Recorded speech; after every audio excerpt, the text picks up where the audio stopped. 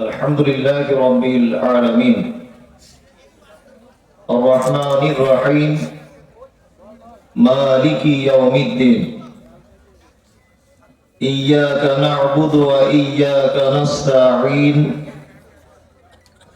اهدنا الصراط المستقيم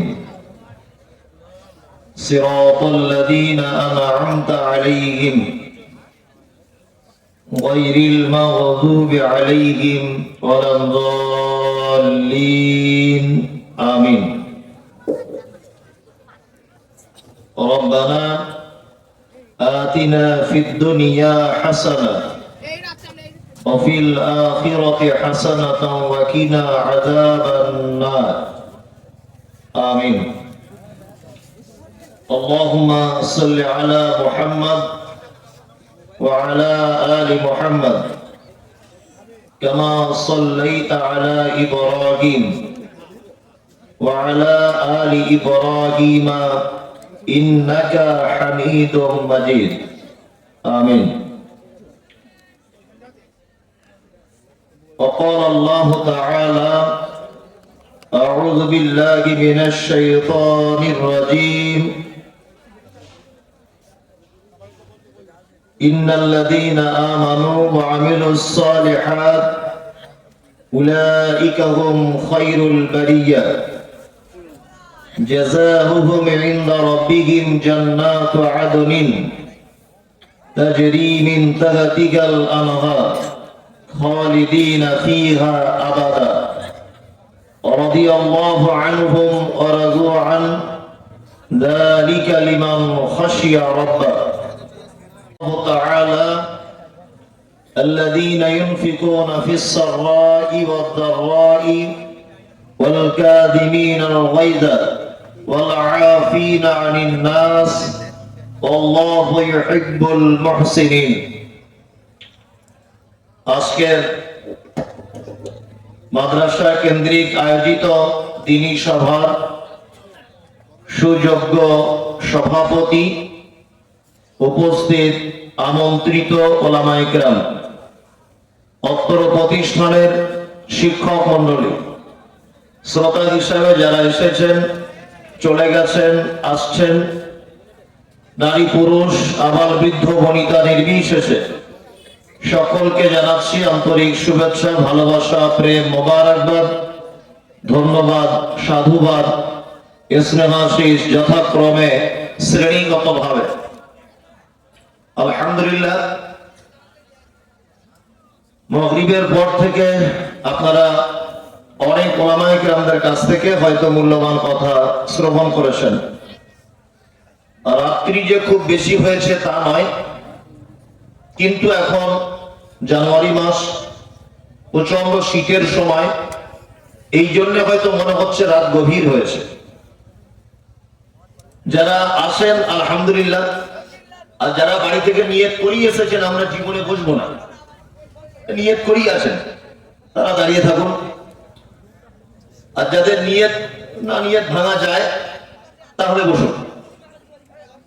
আর সব থেকে বড় কথা হচ্ছে এই যে আপনি এখানে বসছেন না এ কথা নয়, হয়তো এরকমও হতে পারে যে আপনার মতো লোককে আল্লাহ বসাচ্ছে না, এরকমও হতে পারে যে এত ভালো কাজে ওকে বসাবো এখানে, এরকমও হতে পারে।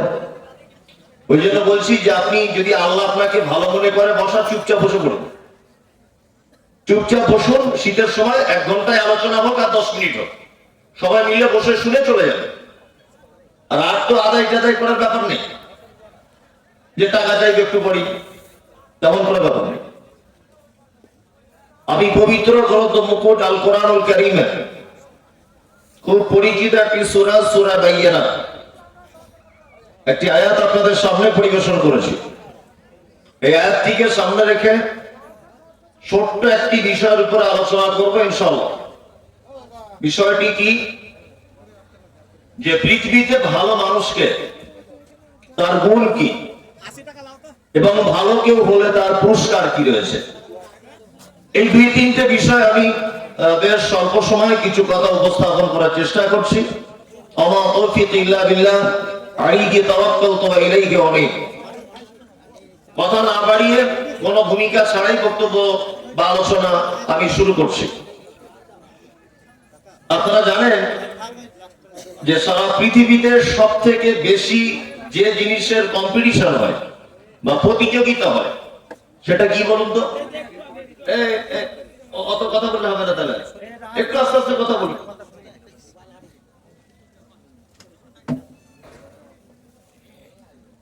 সারা পৃথিবীতে একটি জিনিসের সব থেকে বেশি কম্পিটিশন চলে, কি বলুন তো? আমাকে ভালো হতে হবে। কম্পিটিশন চলে না, আমাকে ভালো হতে হবে।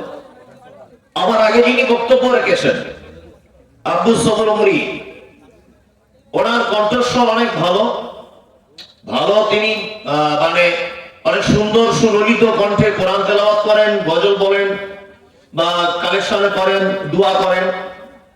আমি মনে মনে ভাবছিলাম যে উনি ওনার কণ্ঠ দিয়ে মানুষকে হয়তো বসিয়ে রেখেছে, কিন্তু আমি মমতাজুল আমার তো কণ্ঠ অত ভালো না, তা আমি কি দিয়ে মানুষকে বসাবো? এই জন্য আমি স্টেজে এসেই ভাবছিলাম যে ওনার থেকেও আমাকে কিছু ভালো কথা বলতে হবে। এটা আমি ভাবিনি, বোঝানোর জন্য বলছি। তারপর অটোমেটিকলি আমার ভিতরে একটা কাজ হবে, তাই না? আপনি দেখুন প্রতিনিয়ত একটা পরিবারে একটা শ্বশুর চারটে বৌমার কাছে প্রতিনিয়ত কম্পিটিশন করছে, আমাকে ভালো হতে হবে। শাশুড়ি কম্পিটিশন করছে, একজন স্বামী সেও কম্পিটিশনে নেমেছে, আমার স্ত্রীর কাছে আমাকে ভালো হতে হবে। আপনার বস্ত্র প্রতিষ্ঠানে একজন শিক্ষক প্রতিনিয়ত কম্পিটিশন করছেন, সমস্ত স্টুডেন্টসের কাছে আমাকে ভালো শিক্ষক হিসাবে নাম পেতে হবে, কমিটির কাছে আমাকে ভালো হতে হবে। মানে সারা পৃথিবীর প্রতিটি মানুষ আমাকে ভালো হতে হবে এই শব্দের পিছনে ছুটে চলেছে। আর চলছেও তাই, চলছে না? চলছে। তবে আমি একটা কথা আপনাদেরকে বলছি, সেটা কি? সেটি হচ্ছে যে আপনাকে মানুষ পৃথিবীতে ভালো বলবে দুটি জিনিস যদি আপনার থাকে, মানুষ আপনাকে ভালো বলবে। এক নম্বর, বর্তমান আপনি কোন পজিশনে আছেন, এই পজিশনটার দিকে লক্ষ্য রেখে মানুষ আপনাকে ভালো বলবে। দুই, আপনার যদি পর্যাপ্ত পরিমাণে অর্থ যদি আপনি সংগ্রহ করতে পারেন, পর্যাপ্ত পরিমাণে অর্থ, সেটা হারাম হোক, হালাল হোক, বৈধ হোক, অবৈধ হোক, জায়েজ না জায়েজ, চুরি করা, সুদ, ডাকাতি, মানে বাটপাড়ি, যাই হোক, আপনি পর্যাপ্ত পরিমাণে অর্থ যদি সংগ্রহ করতে পারেন তাহলে মানুষ আপনাকে ভালো বলবে।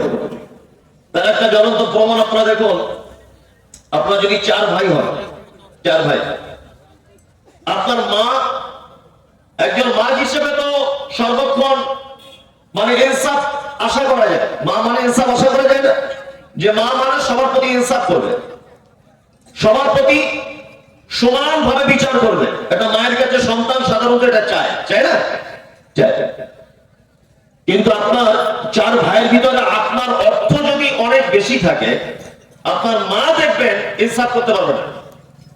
আপনার মা পর্যন্ত দেখবেন যে ছেলেটার অর্থ বেশি তার ছেলেকে বেশি কোলে নিয়ে ঘরে। আপনি পরীক্ষা করবেন, আপনারা ভাইদের ভিতরে যার টাকা বেশি তার ছেলেকে বেশি কোলে নেয় আপনার মা। আর তার বউ সম্পর্কে আপনার মা সার্টিফিকেট দেয়, এটা আমার লক্ষ্মী বৌমা, অথচ ঘোড়ার দিন কিছুই না, কিন্তু আপনার মা সার্টিফিকেট দেয়। কারণ কি বলুন তো? আপনার মা পর্যন্ত টাকার কাছে ইনসাফ হারিয়ে ফেলেছে। এগুলো হয় পরিবার। আপনি লক্ষ্য করুন, যে ছেলে একটু পজিশন বেশি, আব্বা মা দেখবেন তার দিকে সাপোর্ট করবে, যার পজিশন খারাপ তার দিকে সাপোর্ট করবে না। এক কথায় আপনাকে বলতে চাইছি, সারা পৃথিবী আমাকে ভালো হতে হবে, এই প্রতিযোগিতা আমি আপনি সকলেই কিন্তু নেমেছি। কিন্তু আপনার কাছে জানতে ইচ্ছা করছে, পৃথিবীর কোন মানুষের কাছে যদি আপনি ভালো হন, আচ্ছা এই ভালো হয়ে কোনো লাভ আছে? আছে? লাভ নেই। ক্ষণিকের জন্য কিছু জিনিস আপনি হাসিল করতে পারবেন। আর মানুষের কাছে যদি আপনি খারাপ হন, হয়তো কোথাও একটা হক কথা বলেছেন, আপনাকে মানুষ খারাপ বলবে। আপনি একটা ভালো কাজ কিছু করেছেন, আপনাকে মানুষ খারাপ বলবে। আপনি কোন একটা এমন জিনিস করেছেন যা অন্যরা করার চেষ্টা করেছিল, তারা কেউ করতে পারেনি, সেটা আপনি করেছেন, দেখুন লোকে খারাপ বলবে। পৃথিবীর কোন মানুষ যদি আপনাকে খারাপ বলেও যদি দেয়, আচ্ছা আপনার সাময়িক হয়তো কিছু ক্ষতি হলেও আল্লাহ দরবারে তো ক্ষতি লাভের কোনো প্রশ্ন আসে না। তার মানে মানুষের কাছে ভালো হলেও কি আর খারাপ হলেও কি, কোন উপকার ক্ষতি কিছু হয় না। আচ্ছা এবার বলুন, কোন মানুষ যদি আল্লাহর কাছে যদি ভালো হতে পারে রবের কাছে, তাহলে তার উপকার আছে না নেই? ঠান্ডা জমে গেলেন নাকি? বলছি তার উপকার আছে না নেই? আছে। আর কেউ যদি আল্লাহর কাছে খারাপ বিবেচিত হয়, যেই লোকটা খারাপ, তাহলে তার খারাপই আছে না নেই? আছে।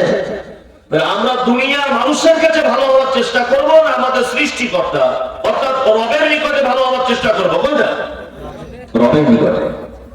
আর আপনি যদি রবের নিকটে একবার ভালো যদি হয়ে যান, তাহলে আপনার জন্য তো সফলতা সফলতা। সুবহানাল্লাহ। আল্লাহ পবিত্র আল কোরআন মাজিদে ঘোষণা করেছেন, ইন্নাল্লাযীনা আমানু, আল্লাহ ভালো মানুষের পরিচয় দিতে গিয়ে বলছেন ইন্নাল্লাযীনা আমানু, নিশ্চয়ই যারা ঈমান এনেছে, ওয়া আমিলুস সালিহাত, এবং যারা সৎ কাজ সম্পন্ন করেছে, উলাইকা হুম খায়রুল বারিয়া, জগতে যা কিছু আমি আল্লাহ বানিয়েছি, জগৎ সমূহে যা কিছু আছে সমস্ত কিছুর থেকে খায়রুল বারিয়া, ওই ব্যক্তিরা বা ওরা আছে উত্তম। আল্লাহ নিকটে, আর আল্লাহ নিকটে উত্তম হওয়া হতে গেলে কটা জিনিস লাগে? দুটা জিনিস লাগে। এক, ঈমান থাকতে হয়, আর দুই, আমলে সালেহ, ভালো আমল থাকতে হয়। আল্লাহ তাআলা সার্টিফিকেট দিয়ে দিলেন এরা ভালো। তারপরে আল্লাহ তাআলা বলছেন জাযাতুহুম ইনদা রাব্বিহিম, তাদের রবের নিকটে রয়েছে উত্তম প্রতিদান, জান্নাতু আদনিন, তাদের জন্য রয়েছে রবের নিকটে চিরস্থায়ী জান্নাত, তাজরি মিন তাহতিহাল আনহার, যার তলদেশে প্রবাহমান ঝর্ণা, খালিদিনা ফিহা আবাদা, সেই জান্নাতে তারা চিরস্থায়ী বসবাস করবে। আল্লাহ তারপরে বলছেন রাদিয়াল্লাহু আনহুম, আল্লাহ তাদের উপরে রাজি, ওয়া রাজু আনহু, তারাও আল্লাহর উপরে রাজি। যালিকা লিমান খাশিয়া রাব্বা, এই কারণে উভয় পক্ষের রাজি। যালিকা লিমান খাশিয়া রাব্বা, তারা শুধুমাত্র তাদের রবকে ভয় করে চলতো। তাই আয়াতটির বাংলা অনুবাদ করে দিলাম। আল্লাহ সুবহানাহু ওয়া তাআলা অত্র সূরা বা অত্র আয়াতের ভিতরে বলছেন যে ভালো মানুষের সার্টিফিকেট দিতে গিয়ে তিনি বলছেন ঈমান আনার পরে পরে কি করতে হবে? ভালো কাজ করতে হবে।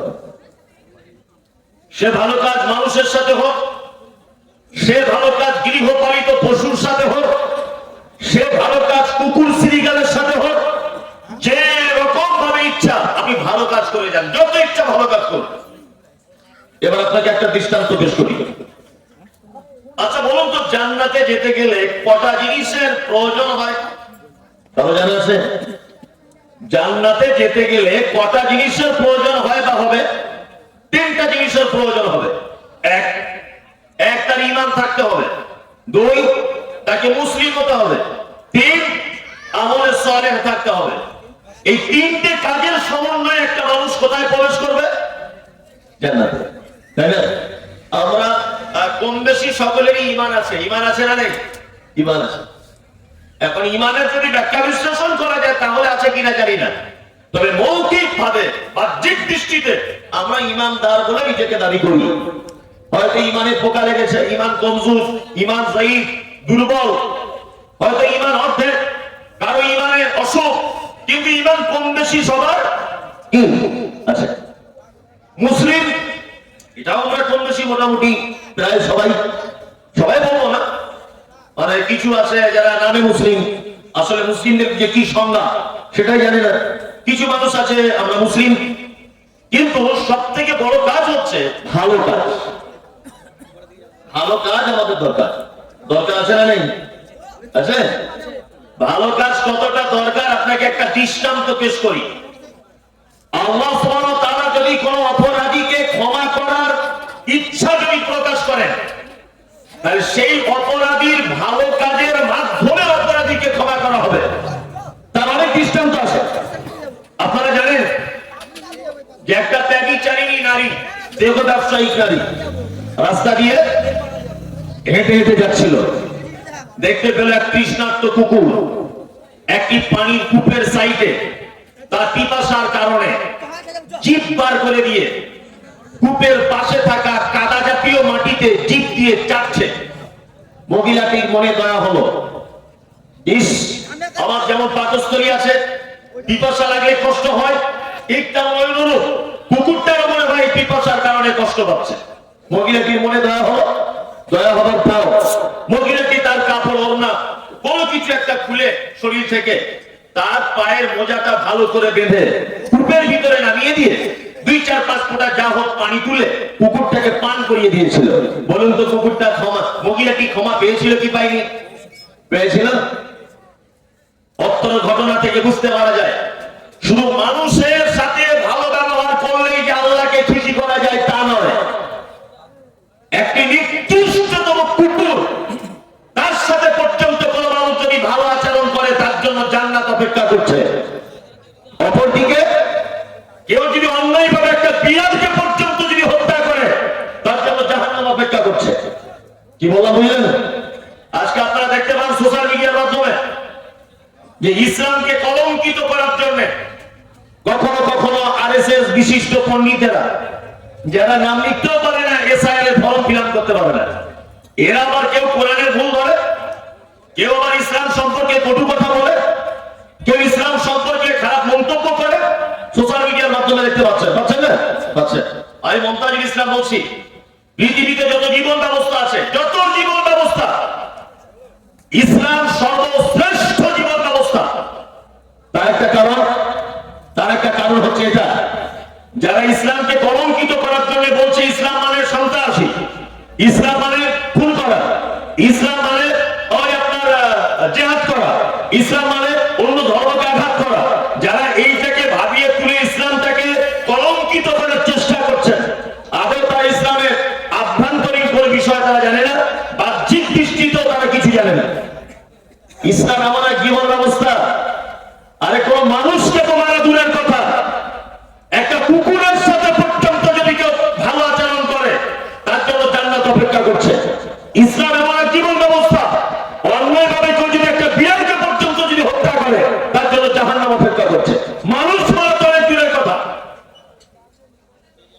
আজকে আপনারা দেখতে পাচ্ছেন, বলে অবাক লাগে, অবাক, দাড়িওয়ালা, টুপিওয়ালা, পাঞ্জাবিওয়ালা লোক দেখলেই বলছে এরা মাদ্রাসায় পড়ে, এরা মানুষ খুন করে, এরা জিহাদি। এইগুলো দেখতে পাচ্ছেন না মোবাইল আপনারা? বলে কি বলে? বলে। আবার জানতে খুব ইচ্ছা করে, জানতে এত ইচ্ছা করে, আর এই সমস্ত কথাগুলো তুলে ধরলে কিছু মানুষ পক্ষপাতিত্ব করবে, কিছু মানুষ করবে, ও কিয়ামত পর্যন্ত থাকবে পক্ষপাতিত্ব করা। কিন্তু এটা তো বাস্তব কথা। আল্লাহ, আপনারা জানেন পৃথিবীর সব থেকে বড় খুনি তার নাম কি জানেন? কি নাম? হিটলার। ইরাক হিটলার 60 লক্ষ ইহুদিকে হত্যা করেছে। পৃথিবীর সব থেকে বড় মার্কার খুনি হিটলার, 60 লক্ষ ইহুদিকে হত্যা করেছে। আমি বলছি, দাড়িওয়ালা টুপিওয়ালা মানুষ যদি হত্যাকারী হয়, তা হিটলার কোন মাদ্রাসার ছাত্র ছিল? কোন মাদ্রাসায় পড়তো? আপনারা জানেন যে আপনার গুজরাটের মাটিতে বর্তমান যিনি সরকারে রয়েছেন, লক্ষ লক্ষ মুসলিম মা বোনেদের ইজ্জত হরণ করেছে, পুরুষ এবং নারীদেরকে অত্যাচারে মেরে দিয়েছে, পেটে তাদেরকে লাথি মেরে বাচ্চা বার করে দেওয়া হয়েছে। গুজরাট কেমন ঘটনা ঘটেছিল? আমি বলছি, যারা ঘটনা ঘটিয়েছিল তারা কোন মাদ্রাসার ছাত্র ছিল? কোন মাদ্রাসা? প্রমাণ করতে পারা যাবে? মুসলিম মানে আতঙ্কবাদ। আপনারা জানেন দক্ষিণ 24 পরগনায় কালী মায়ের মন্দিরের গলা কেটে দেওয়া হয়েছে, আর শুভেন্দু বাবু খুব বারবার বলছিলেন মুসলমানরা করেছে, জিহাদিরা করেছে, মাদ্রাসার ছেলেরা করেছে। পরবর্তীতে ধরা পড়লো কি নারায়ণ হালদার বলে একজন সনাতনী আরএসএস এর গুপ্তচর, সে কাজ করেছে, ধরা পড়েছে। আপনারা জানেন যে বনগাঁ স্টেশনে পাকিস্তানের পতাকা লাগাচ্ছিল একজন যুবক, দাড়িওয়ালা, টুপিওয়ালা, পাঞ্জাবিওয়ালা। ভারতবর্ষের কিছু উস্কানিমূলক নেতা তার টাকা নিয়ে পড়ে গেল, দেখো দাড়ি টুপিওয়ালা পাকিস্তানের পতাকা লাগাচ্ছে বনগাঁ রেল স্টেশনে। পরবর্তীতে ধরে চেক করা হলো, তারা মুসলিম ছিল না, সব আরএসএস এর গুপ্তচর, তারা নকল মুসলমান ধারণ করেছিল। সব শুনুন, একটা কথা বলি, কোনো চিন্তা নেই, কোনো টেনশন নেই। কোরআনের বিরুদ্ধে বলো, হাদিসের বিরুদ্ধে বলো, মসজিদের বিরুদ্ধে বলো, মাদ্রাসার বিরুদ্ধে বলো, ইসলামের বিরুদ্ধে বলো, মুহাম্মদ সাল্লাল্লাহু আলাইহি ওয়াসাল্লামের বিরুদ্ধে করো, যত যাই করো, আমাদের হেফাজতের মালিক কে? আল্লাহ। আল্লাহ না? আজকে যখন সারা ভারতবর্ষে মুসলমানরা মার খাচ্ছে, সারা ভারতবর্ষে, তো মুসলিমরা একটাই কথা বলছে। কি কথা বলছে বলুন তো? একটা কথা, যে আমার কামটা এখন তো যা পাচ্ছে তাই করে নিচ্ছে। আদৌ কি ঘটনা এটা? না। আপনি পৃথিবীর ইতিহাস জানেন না? পৃথিবীর ইতিহাস যদি আপনি খুলে দেখেন, মুসলিমদের যত জায়গায় বিজয় এসেছে, এক জায়গাতেও সংখ্যাগরিষ্ঠতার কারণে বিজয় আসেনি, এক জায়গাতেও আসেনি। সংখ্যাগরিষ্ঠতার কারণে এক জায়গাতে মুসলিমদের বিজয় আসেনি। বদরের যুদ্ধে মুসলিম সৈন্য কত ছিল? 300 জন। যুদ্ধতে জয়লাভ করেছিল কারা? মুসলিমরা। উহুদে কতজন ছিল? 1000 জন। মাঝখান থেকে 300 জন পালিয়ে গিয়েছিল। তারা মুনাফিক আব্দুল্লাহ ইবনে উবাইয়ের নেতৃত্বে 300 জন চলে যায়। থাকে কত? 750। সারা পৃথিবীর ইতিহাস আপনি দেখুন, আপনারা জানেন যে ভারতবর্ষকে আমরা রাজত্ব করেছি, ছড়ি ঘুরিয়েছি, 1000 বছর এদের শাসন করেছি আমরা। 1000 বছর। তখন কত পার্সেন্ট মুসলিম ছিল ভারতে? মাত্র 6.5% মুসলিম। মানে 100 জনের 6.5 জন মুসলিম। এইরকম পরিস্থিতিতে আমরা প্রায় 1000 বছর দেশ শাসন করেছি। বলুন আজকে বর্তমানে মুসলিমদের সংখ্যা কত? 27 থেকে 30%, তাই তো? আজকে বাবরি মসজিদ ঠেকানো গেল না কেন? আজকে রাম মন্দির হলো কেন? ভালো করে বুঝতে হবে। আজকে কেন মুসলিমদের উপরে অত্যাচার? ওয়াকফ সম্পত্তি ঠেকানো গেল না কেন? কেন অত্যাচার? 6.5% মুসলমান সারা দেশ শাসন করেছে আমরা, আর আজকে 30% মুসলমান পাছার চামড়া তুলে দিচ্ছে। ঘটনা কি? ঘটনা একটা। তার মানে বদরের মাঠে যে মুসলমান ছিল সে মুসলমান আজ আর কে নাই। উহুদে যে মুসলমান ছিল সে মুসলমান আর নাই।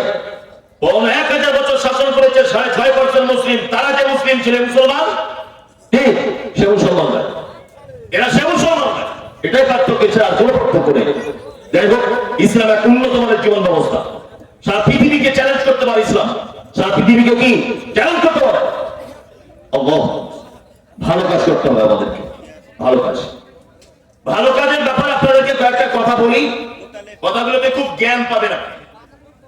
পবিত্র কোরআনে যত জায়গাতে আল্লাহ সুবহানাহু ওয়া তাআলা ভালো কাজের ব্যাপারে বলেছেন, ইয়ামুরুনা বিল মারুফ ওয়া ইয়ানহাউনা আনিল মুনকার, তোমরা ভালো কাজের আদেশ করো, মন্দ কাজে নিষেধ করো। আচ্ছা, এখানে কি আল্লাহ ভালো কাজকে নির্দিষ্টকরণ করেছেন যে এইটাই ভালো কাজ করেছেন? না। তাহলে ভালো কাজ বুঝবেন কি করে? ভালো কাজ বুঝবেন কি করে? ওই কাজটা হচ্ছে ভালো কাজ যে কাজ করার পরে আপনি নিজে আপনার আত্মার প্রশান্তি মনে হয় যে এই কাজটা করে আমি খুব শান্তি পেলাম, আজকে খুব ভালো, মনের দিক দিয়ে আনন্দ পেলাম। এটা কি ভালো কাজ?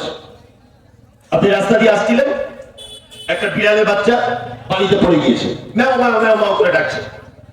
আপনি তাড়াতাড়ি করে জ্যাকেট জামা কাপড় খুলে বিড়ালের বাচ্চাটাকে বাঁচালেন। বাঁচানোর মালিক আল্লাহ, দুনিয়ার মাধ্যম হিসাবে আপনি বাঁচালেন। আচ্ছা বলুন তো, সারাদিনটা আপনার কত আনন্দের কাটবে। ইস, আজকে জীবনে কিছু করতে পারি না পারি, অন্তত একটা বিড়ালের বাচ্চাকে তা আমি বাঁচাতে পারলাম। আনন্দ পাবেন কি পাবেন না? এটা ভালো কাজ। মন্দ কাজ কি? অন্যদিকে একটা বিড়ালের বাচ্চা রাস্তা দিয়ে যাচ্ছিল, আপনি তাকে কোনো কিছুই নেই, কোনো অপরাধ নেই, কিচ্ছু নেই, লাঠি মেরে তাকে পানিতে ফেলে দিলেন। বিড়ালের বাচ্চাটা ম্যাও ম্যাও ম্যাও ম্যাও করতে করতে এক পর্যায়ে মৃত্যুর করে ধরিয়ে পড়লো, সে মারাও গেল। আপনি নিজের চোখে যদি দেখেন এই বিড়ালের বাচ্চাটা মারা গেল, বলুন কিয়ামতের আগের দিন পর্যন্ত যদি আপনার যদি হায়াত থাকে, আপনি নিজেকে কোনোদিন ক্ষমা করতে পারবেন এই অপরাধের কারণে? পারবেন না। যতই তাহাজ্জুদ পড়েন, যতই হজে যান, যতই উমরা করেন, যতই দান করেন, যতই আপনি অন্য কোনো পজিশনে থাকেন, নিজেকে কোনোদিন এই অপরাধ থেকে ক্ষমা করতে পারবেন না। এটা খারাপ কাজ। আল্লাহ নবী সাল্লাল্লাহু আলাইহি ওয়াসাল্লাম বলেন, ওটাই ভালো কাজ যেটা করে তুমি তৃপ্তি পাও, যেটা করে তুমি আনন্দ পাও, যেটা করে তুমি তোমার অন্তরে প্রশান্তি লাভ করো, এটাই ভালো কাজ। খারাপ কাজ কোনটা? যেটা করার পরে তুমি নিজে অনুতপ্ত হও, নিজে লজ্জিত হও, নিজেকে নিজে খারাপ মনে হয়, এটাই তোমার কাছে খারাপ কাজ। কি বললাম বুঝতে পারছেন? এবার আর একটা চমৎকার কথা আপনাদেরকে জানিয়ে দিই। পবিত্র আল কোরআনে আল্লাহ সুবহানাহু ওয়া তাআলা অত্র আয়াতে বলেছেন, তোমরা ঈমান আনো আর আমলে সালেহ করো। আমলে কি করো? সালেহ করো। এই জায়গাটা আলোচনা করতে গেলে আসলে আমার ব্যাপারে অনেক মানুষ অনেক ধারণা রাখে, তবে যারা আমার বক্তব্য এইখানে বসে যারা শুনে তারা ঠিক আছে, যারা মোবাইলে শোনেন ভাই এ খুব বিপদ। কি বলা বুঝলেন, মানে যাদেরকে দেখতে পাচ্ছেন এই ইউটিউবাররা ঠিক এমন একটা কথা কেটে নিয়ে আরেক জায়গায় জুড়ে দিয়ে ছেড়ে দিবে, তুই গাল খা। দেখতে পাচ্ছেন না মোবাইলে হাসিনার কোলে একটা ছেলে নরেন্দ্র মোদী পাশে শুয়ে আছে, মোবাইলে দেখতে এগুলো দেখা যায় না? আচ্ছা এটা কি সত্যি? এর নাম মোবাইল। কি বলা বুঝলাম তো, আমি 10 মিনিট বক্তব্য রাখলাম, একটা কথাকে এমন করে কেটে নিল, এমন করে কাটলো যে কাটাটার কারণে মানে একেবারে হই হই হই হই করে দিল। আসলে যে কি সেটা তো তার কাছে জানি বা তাকে জিজ্ঞেস করি ঘটনা কি, ওসব কিছু দেখার দরকার না, কাজ কি হয়ে গেল। যে যত কম্পিটিশনে গালাগালি করছে, আরো যত গাল দিবে আমার তত লাভ, যত গাল দিবে। কেউ গাল দিলে আমার খুব ভালো লাগে, কারণ ওর নেকিগুলো সব মাইনাস হয়ে আমার অ্যাকাউন্টে জমা হচ্ছে। ভালো জিনিস তো, ও যত গাল দিবে ওর নেকি কেটে আমার অ্যাকাউন্টে জমা হয়ে যাবে। আল্লাহ পবিত্র আল কোরআনে যত জায়গায় আমল করার কথা বলছেন, বারবার একটা ব্যাপারে সতর্ক করছেন আল্লাহ নিজে। পবিত্র আল কোরআন সূরা আন-নাহল আয়াত নম্বর 97 আল্লাহ তাআলা বলছেন, মান আমিলা সালিহান মিন যাকারিন আও উনসা আও হুয়া মুমিনুন ফালা নুহয়িন্নাহু হায়াতান তাইয়্যিবাতান ওয়া লানাজজিয়ান্নাহুম আজরাহুম বিআহসানি মা কানু ইয়ামালুন। আল্লাহ তাআলা বলছেন, তোমাদের ভিতরে নারী হোক বা পুরুষ হোক, যে কেউ হোক, আমলে সালেহ যদি করে, আমল শব্দের পরে কি শব্দ ব্যবহার করেছেন আল্লাহ? মান আমিলা সালিহান মিন যাকারিন আও উনসা, তোমরা আমল করো, আমলে সালেহ করো। এই দেখুন আরেকটা কথা বলি, ইন্না আতাইনা সূরা মুফাসসাল সূরা কাউসার, আল্লাহ কি বলছে? ইন্না আতাইনাকাল কাউসার, এটা ওয়াল আসর, সূরা আসর, ওয়াল আসর। আল্লাহ বলছে আসরের সময়ের কসম, ইন্নাল ইনসানা লাফি খুসর, নিশ্চয় মানুষ ক্ষতির মধ্যে নিমজ্জিত, ইল্লাল্লাযীনা আমানু ওয়া আমিলুস সালিহাত, ক্ষতির ভিতরে তারা নেই যারা ঈমান আনে ওয়া আমিলুস সালিহাত, যারা আমলে সালেহ যারা করে। তার মানে আমলের পরে কি শব্দ এসেছে? সালেহ। পবিত্র আল কোরআনে চলুন, আল্লাহ বলছে আল্লাযী খালাকাল মাউতা ওয়াল হায়াতা লিয়াবলুয়াকুম আইয়ুকুম আহসানু আমালা। হায়াত মাউতকে তৈরি করেছে আমি এই কারণে যে মানুষ আহসানু আমালা, তোমাদের ভিতরে পরীক্ষা করা হবে উত্তম আমল কে করেছে বলো। তার মানে বুঝতে পারা যাচ্ছে আমল শব্দের আগে বা পরে বারবার আল্লাহ বলছে ভালো আমল করো, ভালো আমল করো, উত্তম আমল করো। তার মানে বুঝতে পারা যাচ্ছে সব আমল ভালো কি নয়, আমলে গেড়াকল আছে। তাছাড়া আল্লাহ কেন বারবার বলবে আমলে সালেহ করো, আমলে সালেহ করো? এমনি লোকাল ভাবে বলতে পারতেন আল্লাহ আমল করো, কিন্তু আল্লাহ কি বলছেন? আমলে সালেহ করো। তার মানে সব আমল আমলে সালেহ নয়। এবারে মুমতাজুল সাহেব তাহলে আমলে সালেহ কাকে বলে বলে দেন। হ্যাঁ, আমলে সালেহ বুঝতে গেলে আপনাকে আবার পবিত্র কোরআনের ভিতরে যেতে হবে। কি মাতা তোমার রাসূল ফাকুযুকু ওয়া মা নাহাকুম আনহু ফান্তাহু, আমার নবী তোমাদের জন্য যেটা দেয় এটা গ্রহণ করো, আমার নবী তোমাদেরকে যেটা নিষেধ করে তার থেকে নিজেকে কি সরিয়ে রাখো, তাই না? একটা মানুষ যে আমলে সালেহ করবে, তার মানে আমাদের প্রতিটা আমলের ব্যাপারে দেখতে হবে যে ওই আমলটা আল্লাহ নবী সাল্লাল্লাহু আলাইহি ওয়াসাল্লাম করেছিলেন কি না। দেখা লাগবে কি লাগবে না? যাচাই বাছাই করা লাগবে কি লাগবে না? লাগবে, কিন্তু যাচাই বাছাই করার এখন কোনো সুযোগ নেই। এখন আলহামদুলিল্লাহ কিছু জেনারেল শিক্ষিত যুবক ছেলেরা তারা ইসলামটাকে সঠিকভাবে জানার জন্য বিভিন্ন পথ ও পন্থা অবলম্বন করছে না? মোবাইল দেখছে, গুগলে সার্চ করছে, বড় বড় সাহিত্যের বক্তব্য শুনছে না? এইটা শোনার পরে যখন হুজুরকে জিজ্ঞাসা করছে, হুজুর আচ্ছা ইয়া নবী সালাম আলাইকুম হাদিসে আছে তো? তখন হুজুর কি বলছে? স্কুলে পড়া ছিল, তুমি কি বলছো হাদিস কোরআন, বাড়ি যাও, যা জানি আমরা জানি। আচ্ছা, আর হুজুর সবে বরাতে যে আপনি 150 টাকা নামাজ পড়ার কথা বললেন, এটা হাদিসে আছে তো? হ্যাঁ, তুমি কি বলছো? তুমি জেনারেল শিক্ষিত ছেলে, বাড়ি চলে যাও। এ দেখছে সত্যিই তাই, সত্যিই আমি তো স্কুলে পড়া ছিল, আমার ভালো মন্দ যাচাই বাছাই করার দরকার নেই, বাবা হুজুর যা করছে তাই ভালো। হুজুর আমার মা মারা গেলে আপনি যে 40 দিন 1500 লোকের বিরিয়ানি করে খাওয়াতে বললেন, এটা হাদিসে আছে তো? তুমি কি বলছো? তুমি স্কুলে পড়া ছেলে। মানে কিছু যুবক ছেলে তারা ইসলামটাকে সঠিকভাবে জানার চেষ্টা করছে, কিন্তু হুজুর তাদের জানতে দিচ্ছে না। ছোট করে একটা গল্প বলি, দেখুন গল্পটা জ্ঞান আছে, খুব ছোট্ট করে, তবে কেউ হাসবেন না কিন্তু। এবার সবাই মোবাইল রেডি করছে, দেখছেন এতক্ষণ এতগুলো কোরআনে আয়াত বললাম, একটা রেকর্ডিং কর, এই গল্পটা যে বলেছি এটা রেকর্ডিং করে ছাড়বে আর কমেন্ট করবে একটা হাদিস কোরআন কিছু বলে না, শুধু গল্পই বলে। অথচ দেখুন এখানে আমি কতটা কোরআন আয়াত বলে দিয়েছি, একটা করে রেকর্ডিং করেছে না, এই গল্পটা করছে। মানে এইটা দেখে আপনি বুঝে নেন যে তাহলে আমাদের কি অবস্থা হয়। গল্পটা বলছি এতে জ্ঞান আছে, বর্তমান অবস্থা হুজুর আর জেনারেল শিক্ষিত ছেলেদের কি অবস্থা। একটা লোক আমেরিকায় থাকে, বুঝলেন, আমেরিকা থেকে বাড়ি এসেছে মোটামুটি 50-40 বছর পর। তার দেশের বাড়িতে এসেছে, লোকটা এখন বয়স ধরে না 70-এর কাছাকাছি, 65। বিশাল বড় 5 বিঘা জমি বাগান বাড়ি, স্বামী স্ত্রী দুজনা থেকে থাকে, আর দুটো ছেলে আবার ওরা অস্ট্রেলিয়ায় থাকে, একজনের জাপানে থাকে। নাতি কুটি কেউ নাই বাড়িতে, বুড়ো বুড়ি দুজন। তার সময় কাটছে, তার লোকটার বউকে বলছে, আগো ফরিদার মা, আমেরিকা থেকে এলাম, সময় তো কাটছে না, তা কি করি বলো তো। তখন ফরিদার মা মেয়ে ছেলে বুদ্ধি, ওর যা বুদ্ধি তাই বলেছে। তো তার বলছে এক কাজ করবেন, একটা গরু কেন না, খেতে করে গরু নিয়ে কি করবি, বলছি তাহলে গোয়ালাকে টাকা দিতে হবে না, প্রতিদিন যায় 1.5 কেজি দুধ হবে, গরু কেন, আর তুমি মাঠে ঘাটে বাঁধবে, পা হাত পা ছাড়বে, গরুটার পিছনে সময় দেবে। বুড়ো মোটামুটি মাথায় ঢুকেছে, হ্যাঁ সত্যি তাহলে তাই করি, আরে গরু কিনি বরঞ্চ দুজনে বছর বছর পড়াবো, খেতে খেতে দেবো, সময় পার হবে। ও মোটামুটি দুধের গাই কিনতে গেছে একটা। আপনার এখানে গরু হাট কোথায় দেবো, কেন গরু হাট। বয়স্ক লোক, মোটামুটি 50,000 টাকা নিয়েছে, আমেরিকায় থাকতো তো, বাংলা সঙ্গে একটু কমই বোঝে, মাতৃভাষা হলেও ভুলে গেছে অনেক। তো 50,000 টাকা নিয়ে গাঁও থেকে বার হয়ে রাস্তায় উঠেছে। ঠিক যাওয়ার আগে ওর বন্ধু আশরাফুলকে বলছে, আরে খালেক মিয়া কি ব্যাপার, এতদিন পর দেশে এলে, কোথায় যাচ্ছ। বলছে আর বলো না, সময় পালাচ্ছে না বন্ধু, কি করবো, আরে গায়ের গরু কিনতে যাচ্ছি, আর দুধ টুধ খাবো, একটু নাড়াচাড়া করবো, টাইম পাস হবে। ওর বন্ধু আশরাফুল তখন বলছে, তুমি গরু কিনবে বন্ধু, তবে গরুর লেজ তুলে দেখো কি গরু কিনছো, লেজটা তুলে দেখো। তা বলছে ঠিক আছে, অসুবিধা নেই। বলে ও চলে গেছে 50,000 টাকা নিয়ে। দেবগ্রাম হাটে গিয়ে দেখছে একটা নাদুস নুদুস নিড়ে গরু এক জায়গায় বাঁধা আছে, হাটের মাঝখানে, খুব নাদুস নুদুস চেহারা, অনেক সময় এরকম মেয়ে গরুর মতো দেখতে হয় না এর গরু। ও এইটা দেখে গরুর মালিককে জিজ্ঞেস করে বলছে, আরে ভাই গরুর দুধ দেয় কত। তখন মালিক গরুর ভাবছে আজকে একটা বড় ভেড়া হাইব্রিড জাতের হাটে ঢুকেছে, হাইব্রিড জাতের ভেড়া হাটে ঢুকেছে, সবাই এড়ে গরু যখন কেউ দুধ জিজ্ঞেস করে, এ কেমন লোক। তখন ব্যবসাদার ভাবছে ব্যবসাদার তখন বলছে, ভাই দাম তো অনেক বেশি, 50-এর নিচে দেবো না, দাম কিন্তু 30। ও ওভারটেক করে বলছে 50। এখন এর ধনী লোক আমেরিকা টাকা লাগিয়ে বলছে একটু কম টম হবে না, একদম কম হবে না, যা বলেছি তাই। তখন আমেরিকার লোকটা জিজ্ঞেস করছে, ভাই গরু দুধ হয় কেমন। তখন ব্যবসাদার তো চালাক লোক, এ তখন বলছে, ভাই বাছুর যখন ছোট থাকে তখন 15 কেজি হয়, আর বাছুর একটু বড় হয়ে গেছে, দেখো মোটামুটি আপনি বাড়ি গেলে 7 কিলো করে পাবেন।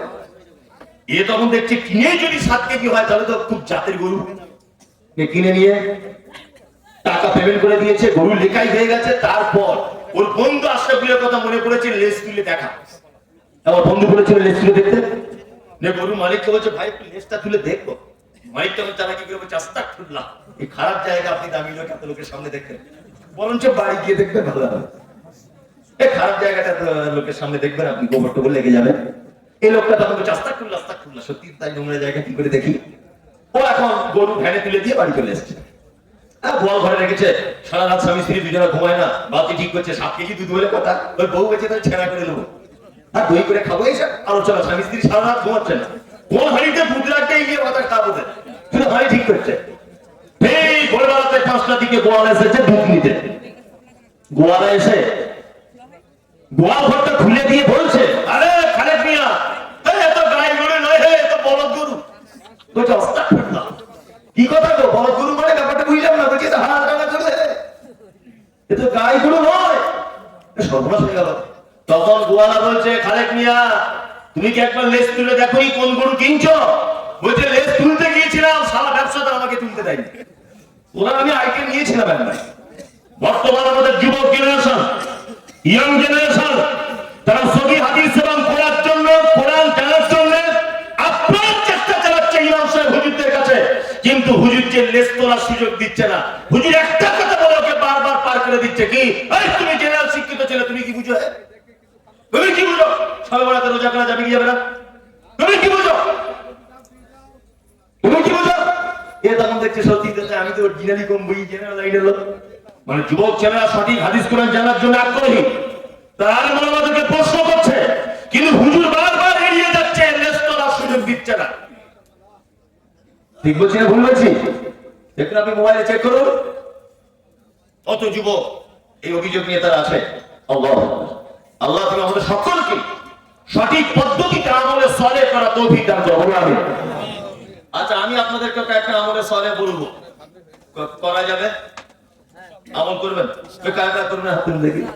দেখবেন আপনি না বুঝে ঠান্ডা হাত তুলবেন, বুঝে তুলুন ইনশাআল্লাহ। এরকম কত জলসা ইনশাআল্লাহ বলেছেন? মোটামুটি 3000 হবে। কত হবে না, মোটামুটি 1000 তো হবে। হ্যাঁ, 1000 জলসা করলে দাঁড়িয়ে সব পেকে গেলে আপনার নামাজ পড়া যাবেন না। অথচ সব ভক্তের ব্যাপার ইনশাআল্লাহ নারাই তকবীরে প্যান্ডেল পুরো ফেটে গেছে, তাই না? নিজেকে একটু পরিবর্তন। আমি কয়েকটা আমলের সলে বলবো আজকে আপনাদেরকে।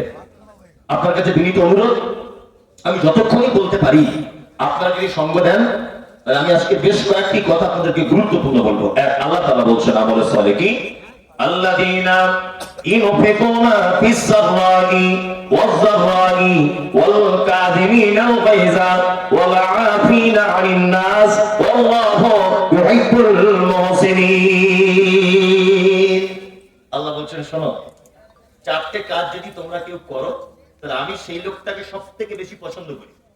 চারটে কাজ যদি কেউ করে, আল্লাহ বলছেন ওই লোকটাকে সবথেকে বেশি পছন্দ করি। তাহলে আমরা আল্লাহর কাছে ভালো হব, পছন্দনীয় হব ইনশাআল্লাহ, ইনশাআল্লাহ আল্লাহর কাছে। তাহলে আমরা শুরু করি একটা একটা করে। আল্লাহ বলছেন কোরআন এক, আল্লাহ তাআলা বলছে আল্লাযীনা ইউনফিকুনা ফিস সাররাই ওয়াজ যাররাই। প্রথম দুটোকে এক জায়গায় করে দিয়ে আল্লাহ বলছেন তোমাদের মধ্যে যারা সচ্ছলতায় অসচ্ছলতায়, অভাবে থাকুক আর সচ্ছলতায় থাকুক, দরিদ্রতায় থাকুক আর সচ্ছলতায় থাকুক, অসুবিধাতে থাকুক আর সুবিধাতে থাকুক, যারা আল্লাহর রাস্তায় সাদাকা করে, দান যারা করে। তিন, ওয়াল কাযিমিনাল গায়যা, যারা রাগকে কন্ট্রোল করে, ওয়াল আফিনা আনিন নাস, আর বন্ধু বান্ধব আত্মীয় স্বজন পাড়া প্রতিবেশী কেউ যদি তার কাছে অন্যায় কাজ ভুল কাজ কিছু করে, আল্লাহ বলছে ওয়াল আফিনা আনিন নাস, সে মানুষকে ক্ষমা করে দেয়। আল্লাহু ইউহিব্বুল মুহসিনিন, আল্লাহ বলছে অবশ্যই আমি পছন্দ করি এই মুহসিন বান্দাদেরকে, এই ভালো বান্দাদেরকে, এই উত্তম বান্দাদেরকে আমি বিশাল পছন্দ করি। তাহলে প্রথমে দুটো জিনিস কি বললেন? দান। যারা বিপদে সুখে দুঃখে আল্লাহর রাস্তায় কি করে? দান করে। যদি বলেছেন যে বক্তারা পারেও ঠিক, দেখ ঠিক লাইন করে করে দানের জায়গায় চলে এলো না। আমি আপনাকে কথা দিচ্ছি, আমি আদায়কারী বক্তা নই, কালেকশনের জন্য আপনাকে আমি হাদিসগুলো বলবো না। আমি আপনাকে কোরআনের আয়াত এবং কিছু হাদিস দান সম্পর্কে বলবো। দেখুন কত চমৎকার এবং কত ভয়ঙ্কর। প্রথম ভয়ঙ্করটা দেখুন কেমন। দানের ব্যাপারে জানার দরকার আছে না নেই? অনেক বক্তব্য তো শুনেছেন, আব্দুল সবুর অমির সাহেব বক্তব্য রেখেছেন দান সম্পর্কে। আমি আপনাকে 10 মিনিট টাইম দেন, আমি আপনাকে দেখুন দানের গুরুত্বটা বলি। এক, আচ্ছা বলুন তো দেখি, কিছু কিছু ভুল আছে, অপরাধ আছে, যে অপরাধগুলোর জরিমানা আল্লাহ দুনিয়াতে করে দিয়েছে বা আল্লাহর নবী করে দিয়েছে, এরকম কিছু পাপ আছে না নেই? আছে, আছে। দুটো একটা ভুল আপনাকে দেখা যাবে।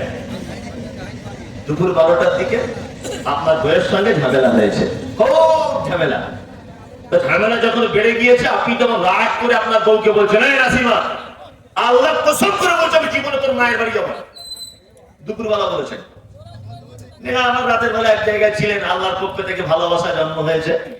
সকালবেলা চা খেতে খেতে আবার বলছেন, দেখ তুই রাগ করিস না, আমি রাগ করে তোকে বলেছিলাম তোর মায়ের বাড়ি যাবো না, চল মোটরসাইকেলটা বার করছি, দুজন আগে ঘুরে আসি। এই যে আগে দুপুরবেলা আল্লাহর কসম দিয়েছিলেন, আর রাতের বেলা ফিট হয়েছে বলে সকালে আবার কসম টিকাতে পারলেন না, ভোঁ করে চলে গেলে নিরজ্জের মতো। আচ্ছা বলুন তো দেখি, এই যে কসম করে কসমটা টিকিয়ে রাখতে পারলেন না, এর জরিমানা আছে না নেই? কে বলতে পারবে কসমের জরিমানা কি? কে? আছে, আছে বলি চাকা জাম। জরিমানা আছে। কি জরিমানা? এক নম্বর জরিমানা হচ্ছে তিনটা রোজা রাখতে হবে। 2, 3টা রোজা যদি কেউ রাখতে না পারে 10 জন মিসকিনকে খেতে দিতে হবে। কয়জন? 10 জন। এখানে একটা মজার কথা শুনে নেন, আল্লাহ ছাড়া কারো নামে কসম করা চলবে না। ইমার্জেন্সি পদক্ষেপে যদি কসম নিতে হয় তাহলে কার নিতে হবে? আল্লাহ। আর ওই কসম যদি টিকিয়ে রাখতে না পারেন, জরিমানা কি? 2টা।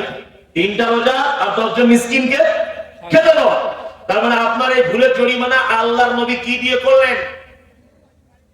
10 জনকে সাদাকা করো, দান করো, আর 3টা রোজা রাখো। তাহলে এই ভুলটা মাফ পাওয়ার জন্য আল্লাহর নবী জরিমানা করলেন 10 জনকে দান করো, তাই না? দান একটা আছে, আছে না? আছে। এবার আপনি একটু আগে বলুন, এখানে কি হাজী সাহেব আছেন, হজ করেছেন? নেই। আগামীতে যারা হজ করতে যাবেন বা উমরা করতে যাবেন, আরেকটা ভুলের জরিমানার কথা বলি। আপনি উমরা করতে গেলেন, উমরা করার কিছু নিয়ম পদ্ধতি আছে। যেমন মিকাত থেকে হেরাম করতে হবে। মিকাত যেখানে ভারত, পাকিস্তান, বাংলাদেশ, আমাদের মিকাত হচ্ছে কোথায়? ইয়ালামলাম বলে একটা জায়গায়। হাজী সাহেব তখন বিমানের উপরে থাকে।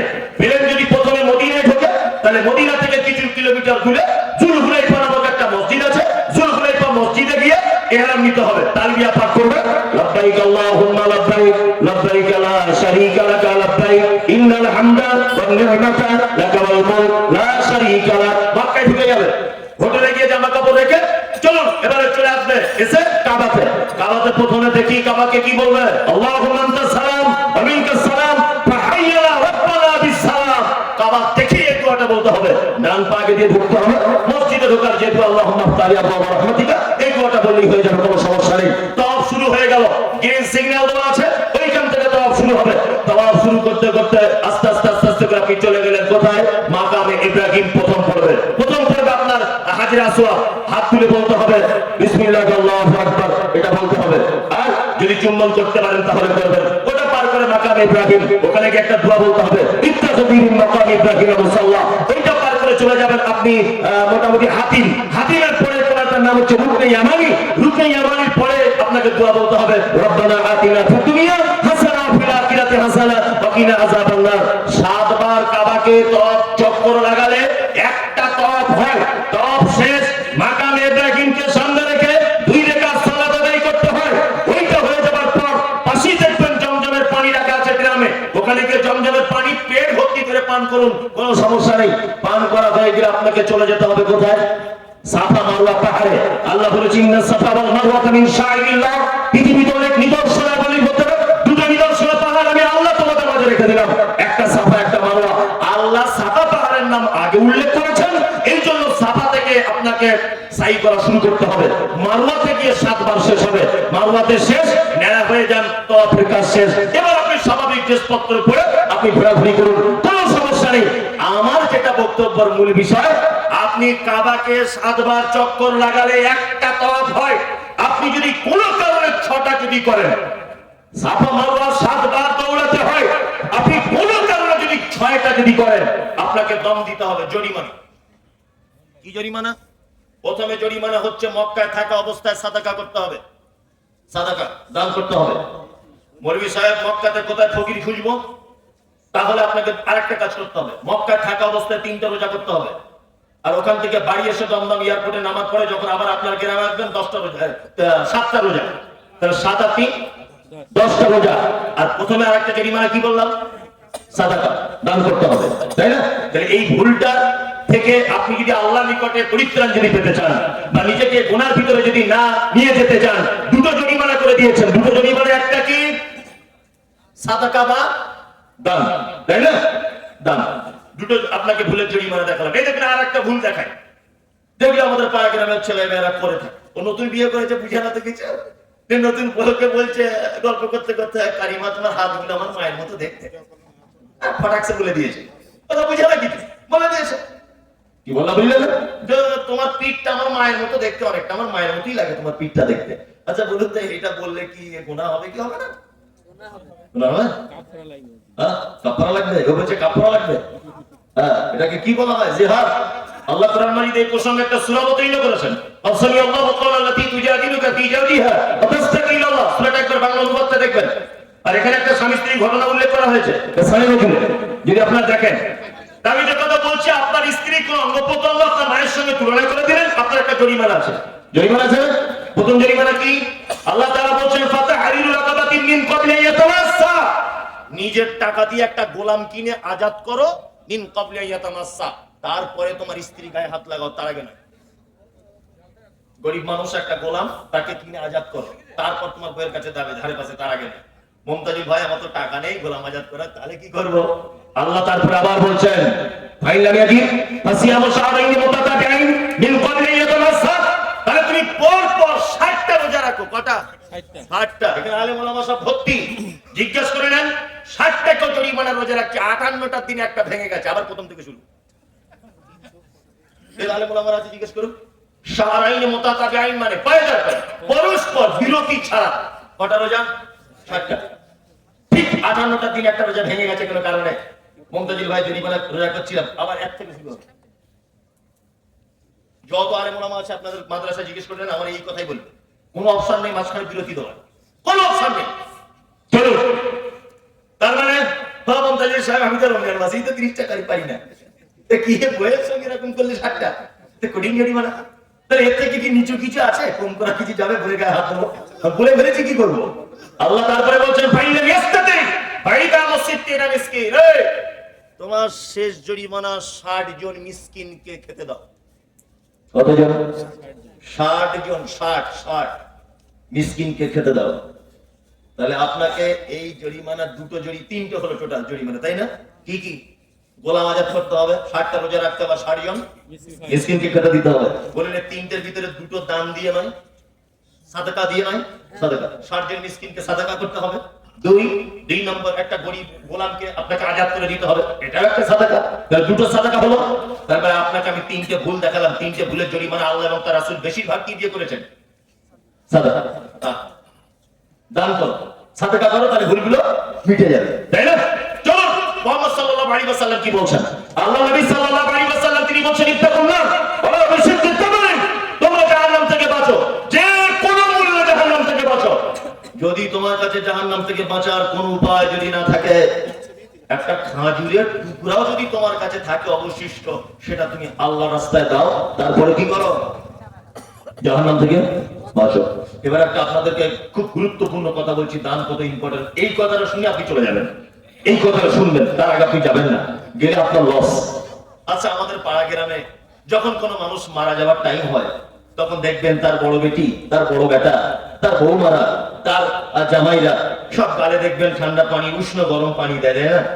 মেয়ে কাঁদতে কাঁদতে এসে বলে, মা আমি দুটো বেদানা নিয়ে এসেছি, মা একটু রসবার করে আব্বাকে দিয়ে শেষ বেদানাটা আমি খাওয়াই চামচে করে। করে না? করে। তো কি জীবনে বেদানা খাই নাই? ওই সময় বেদানা চাইছে তোমার? আর ও জীবনে পানি খায় না? ওই টাইমটা তোমার পানি দিতে কে বলেছে? পানি দিতে, পানি দেওয়া যাবে না বা যাবে এটা আমি বলছি না, মূল বলার উদ্দেশ্যটা কি সেটা আপনাকে বলছি। আমরা পানি দিই, বেদানার রস দিই, আঙ্গুরের রস দিই, তাই না? আমরা কিছু দিই না? দিই। আর সবাই বসে বসে কাঁদি। আল্লাহ নবী কি বললেন? আল্লাহ নবী বললেন, একজন মানুষের কাছে যখন মালাকুল মউত যখন আসে, সেই মুমূর্ষ ব্যক্তি নিজের চোখে মালাকুল মউতকে দেখতে পায়। শুধু দেখতে পায় তাই নয়, একটা ঈমানদার লোক যদি হয়, খাঁটি মুমিন যদি হয়, আল্লাহ ওয়ালা লোক যদি হয়, তাহলে মালাকুল মউত তার আত্মাটাকে এত সহজ করে বার করে নেয় যে সে যেন ঘুমন্ত শিশুর মতো মায়ের কোলে যেমন বাচ্চা ঘুমিয়ে যায়, ওইভাবে যেন কথা বলতে বলতে তার বেটির সাথে, তার বেটার সাথে সে যেন আল্লাহর ডাকে সাড়া দিয়ে চলে যায়। বন্ধুরা আমার, বিশ্ব নবী বললেন, আর লোকটা যদি বেঈমান হয়, ডক্টর লোক যদি হয়, তাহলে মালাকুল মউত তার আত্মাটাকে এত কঠিন করে ধরে যে তার আত্মাটা বার করার সময় তার শিরা উপশিরা সব যেন মালাকুল মউতের হাতে যেন ছিঁড়ে যেন চলে আসে। আর ওই লোকটা বারবার একটা কথা বলে, কি বলে? ফায়াকুলা রব্বি লাউলা আখরাতানি ইলা আজালিন করিব ফাআসাদদাকা ওয়া আকুম মিনাস সালিহিন। হে আমার প্রতিপালক, পৃথিবীর অনেক জায়গাতে আমার আর থাকার জায়গা নাই, মালাকুল মউত চলে এসেছে, আমি এখনই তোমার কাছে চলে যাব, কিন্তু রব্বুল আলামিন তোমার কাছে যাওয়ার আগে একটাই আমার আবদার, সেটা কি? ফাআসাদদাকা ওয়া আকুম মিনাস সালিহিন। আমাকে একটু সুযোগ দেওয়া হোক, আমি কিছু দান করি, আমি কিছু সাদাকা করি, তারপরে ভালো মানুষদের অন্তর্ভুক্ত হয়ে তোমার কাছে আমি যাব। তার মানে বলুন তো, একটা মানুষ মৃত্যুর আগে তার শেষ ইচ্ছা কি হয়? কি বলুন? দান করা। শেষ ইচ্ছাটা কি হয়? দান করা। তার মানে কত ইম্পর্টেন্ট দান, বুঝতে পারছেন? দান কত গুরুত্ব আপনি বুঝে এসেছেন? জীবনের শেষ মুহূর্তে কিন্তু বেদানার রস চায় না, বারবার বলে, আল্লাহ আমাকে একটু টাইম দাও, ফার্স্ট সাদাকা ওয়া আকুম মিনাস সালিহিন, আমি কিছু সাদাকা করব, দান করব, ভালো মানুষদের অন্তর্ভুক্ত হয়ে আল্লাহ তোমার কাছে যাবো। আচ্ছা, এবার আপনাদেরকে একটা মজার কথা বলি, শুনুন, অনেক জ্ঞান বাড়বে। আচ্ছা বলুন তো, পৃথিবীতে সব থেকে দামি ইবাদতের নাম কি? যে ইবাদত ছেড়ে দিয়ে আর মানুষ মুসলিম থাকে না, কোন ইবাদত? নামাজ। তা লোকটা তো বলতে পারতো, আল্লাহ একটু টাইম দাও, 2 রাকাত নামাজ পড়ি, এত দামি ইবাদত। বলতে পারতো কি পারতো না? পারতো। আর তারপরে দামি ইবাদত ধরে নেন রোজা বা সিয়াম। তা লোকটা তো বলতে পারতো, আল্লাহ একটু টাইম দাও, আমি একটু সিয়াম পালন করি। বলতে পারতো না? পারতো। তা কেন লোকটা বারবার বলছে আল্লাহ টাইম দাও, টাইম দাও, দান করি কেন? শুনুন, একটা কথা বলছি। আচ্ছা, প্রথমে একটা জিনিস আপনাদের ক্লিয়ার করি। আচ্ছা, দান আর সাদাকা এক না আলাদা? কে বলছে আলাদা? আমি তো আলহামদুলিল্লাহ ভালোই বলছি। কে বলছে দান আর সাদাকা এটা এক না আলাদা? আলাদা। এবার আমি সবই জানি, জানুক না জানুক উত্তরটা তো দিচ্ছে, পরীক্ষায় বসছে, পাস ফেল আলাদা ব্যাপার। শুনুন একটা কথা বলি, আমাদের পাড়া গ্রামে কিন্তু আজ এই ব্যাপারটা আলেম ওলামারাও জানি না, জানে কি জানে হয়তো আলেম ওলামারা, তবে আমার মনে হয় আলেম ওলামারা এটা ভেঙে কোনোদিন বলেনি। আর যদি বা কেউ বলেছে হয়তো স্মরণে নেই, এরকম হতে পারে। কারণ আমি কাউকে ছোট করার জন্য বলছি না, মানে সামান্য ব্যাপার, তোমার অনেক জিনিস মাথায় থাকে না, এই জন্য বলছি। কি আমাদের পাড়ার মা চাচিরা ছেলেটা পানিতে ডুবে যাচ্ছিল, কোন রকম মানুষ ধরে ধরে বাঁচিয়েছে। ওর মা দেখছি 4 কেজি আলু, 4 কেজি পেঁয়াজ, 4টে সর্ষের তেলের বোতল মসজিদের এক কোনায় রেখে এসছে। ইমাম সাহেবকে বলেছে এটা সাদকা দিয়েছে আমার মা, এটা মাদ্রাসায় দিয়ে দিও, যেন মসজিদে কাজে লাগিও না। বলে কি বলে না? বলেন। যার নাম সাদাকা তার নাম দান। আরবিতে বলে সাদাকা, বাংলায় বলে দান। কি বলা বুঝলেন? আরবিতে বলে সাদাকা, বাংলায় বলে দান। এখানে আর একটা কথা বলি, দান 2 প্রকার। এক ফরজ, বাধ্যতামূলক, যেমন যাকাতুল ফিতর বা আপনার মালের যাকাত, যেটা বাৎসরিক দিতে হয়, এগুলো দুটো কি ফরজ। আর বাকি যেগুলো আমরা দিই এগুলো সুন্নত বা নফল, তাই না? তাই ওই লোকটা যাকাত ফরজ হলে সেটা বিলি বন্টনের নির্দিষ্ট করণ করে দিয়েছে আল্লাহ সূরা তাওবাতে। যাকাতুল ফিতর বা যাকাত, মালের যাকাত, এগুলো কি নির্দিষ্ট ব্যক্তিদেরকে চিহ্নিত করা হয়েছে, 8 জন মানুষ পাবে। কিন্তু সাধারণ দানের ব্যাপারে কোনো চিহ্নিত করেনি। পৃথিবীতে একটি মাত্র ইবাদত আছে যে ইবাদতের কোনো পদ্ধতি নাই, তার নাম সাধারণ দান বা সাদাকা। কত মজার ব্যাপার! বিনা ওযুতে নামাজ হয়, পানি নাই, কি করবো? তাই না? আমি যদি জোহরের নামাজটা 8:30টার দিকে চালিয়ে দিই ঠান্ডার সময় বলে, হবে? হবে না। ফজরেরটা যদি 6:30টার দিকে করি, সূর্য উঠলে কবে করবো? চলো না। আর শুধু নামাজ পড়লেই যে হবে তা নয়, সল্লু আমার রাআইতুমুনি সাল্লি, ওইভাবে নামাজ পড়তে হবে আবার যেভাবে আল্লাহ নবী সাল্লাল্লাহু আলাইহি ওয়াসাল্লাম পড়েছিলেন। তার মানে আল্লাহ নবীর পদ্ধতিতে পড়তে হবে, আর নির্দিষ্ট টাইমে পড়তে হবে। তার আগে ওযু করতে হবে, ওযুর আগে শরীরকে পবিত্রতায় রাখতে হবে। নামাজের জন্য অনেক কিছু শর্ত আছে, সেগুলো পালন করতে হবে, তারপরে 2 রাকাত নামাজ পরিপূর্ণ হবে, তাই নাকি? তার মানে ওযু থেকে নিয়ে পবিত্রতাকে নিয়ে 2 রাকাত সালাত শেষ করতে মিনিমাম 15 মিনিট থেকে 20 মিনিট টাইম লাগে না? লাগে। পৃথিবীতে একটা ইবাদত আছে দান, তার কোনো পদ্ধতি নেই। আপনি বাস থেকে নেমেছেন, দেবগ্রামে একটা লোক হাত পেতেছে, লা ইলাহা ইল্লাল্লাহ কিছু দাও, তুমি জিজ্ঞাসা করতে পারবে না হানাফি, সাফি, মালিকি, হাম্বলি, জামাত ইসলাম, তবলিগ, ফারাইজি, আহলে হাদিস, হিন্দু, মুসলিম, ইহুদি, খ্রিস্টান, ইহুদি, তুমি নারী পুরুষ, বিবাহিত অবিবাহিত, কিচ্ছু জিজ্ঞাসা করা যাবে না। আল্লাহ নবীর এরকম কোন হাদিস নাই ভিখারিকে 20 টাকা নোট দিতে হবে, 10 টাকা দিলে চলবে না, ছোট 1 টাকার কয়েন দিলে হবে না, গুনাহ হয়ে যাবে, 2 টাকার কয়েন দিলে চলবে না, এরকম কোন হাদিস আছে? না। 1 টাকা তাই, 4 আনা তাই দেন, 10 টাকার নোট তাই দেন, ছেঁড়া আছে তাও দেন। কি বলছি বুঝতে পারছেন না? তার মানে সাদাকা বা দানের কোন পদ্ধতি কি নাই, কোন পদ্ধতি নাই। ওই জন্য লোকটা মারা যাবার আগে বারবার বলছেন কি, ফাসাদাকাকুম মিনাস সাদিকিন, আল্লাহ আমি কিছু করতে চাই না, আমাকে একটু টাইম দাও, আমি কিছু সাদাকা করি, আমি কিছু দান করি, তারপরে আমি তোমার নিকটে ফিরে আসবো, তার আগে নয়। সুবহানাল্লাহ, দান কত গুরুত্ব, কত গুরুত্ব! আপনাকে আমি একটা ঘটনা শোনানোর জন্য আমার মুখ খুব চুলকাচ্ছে, যদি আপনারা 7-10 মিনিট, খুব মারাত্মক একটি গুরুত্বপূর্ণ ঘটনা, ঘটনাটা উল্লেখ করেছেন কে? ডক্টর আসাদুল্লাহ গালিব, বাংলাদেশের প্রখ্যাত একজন আলেম ডক্টর আসাদুল্লাহ গালিব। উনি সিরাতুর রাসূল নামে একটি বই লিখেছেন। ওই বইয়ে আল্লাহ রাসূল জীবনী লিখতে লিখতে ঘটনাটা লিখেছেন। এত চমৎকার ঘটনা, আমি যখনই পড়েছি সত্যি বলছি আমি মানে চোখের পানি রাখতে পারি। আমার গাড়িতে মনে হয় বইটা আছে, যাই হোক থাকতে পারে, আমি গাড়িতে বসে বসে পড়ি পাচ্ছি বইটা। এতই মধুর লিখেছেন তিনি, একদম সরল বাংলা ভাষাতে সিরাতুর রাসূল। বইটা আপনি ইচ্ছা করলে কোথা থেকে কিনে সংগ্রহ করে পড়বেন। দাম কত গুরুত্বই দেখুন। আল্লাহ নবী সাল্লাল্লাহু আলাইহি ওয়াসাল্লাম পৃথিবী থেকে চলে গিয়েছিলেন কি বারে? কে বলতে পারবেন? সোমবার। সোমবার। যারা দাঁড়িয়ে আছেন আর বসে আছেন, অনুরোধ করে বলছি আপনি নড়াচড়া করবেন না, এক দৃষ্টিতে ঘটনাটা শুনুন। সোমবারের আগের দিন রবিবার, তার আগে শনিবার, শুক্রবার, বৃহস্পতিবার। এই বৃহস্পতিবার রাত্রিতে আল্লাহ নবী সাল্লাল্লাহু আলাইহি ওয়াসাল্লাম এশার নামাজ জীবনের শেষ ইমামতি করেছেন। এশার। আর দ্বিতীয় রেখাতে শেষ যে কিরাতটা তিনি করেছেন সূরা মুরসালাতের শেষ আয়াত, ফাবি আইয়ি হাদিসিন বা'দাহু ইউমিনুন। এই আয়াত শেষ করে নামাজ শেষ করে বাড়ি চলে গেলেন। বাড়িতে আয়েশা হুজরাতি। মাঝখানে বিস্তারিত ঘটনা আমি সব কেটে দিয়ে তবে বলছি, বইটা পড়লে আরো বড় করে আছে। ফজর আযান দিচ্ছে হযরতে বেলাল, আসসালাতু খায়রুম মিনান নাওম। আল্লাহ রাসূলের ঘুম ভেঙেছে।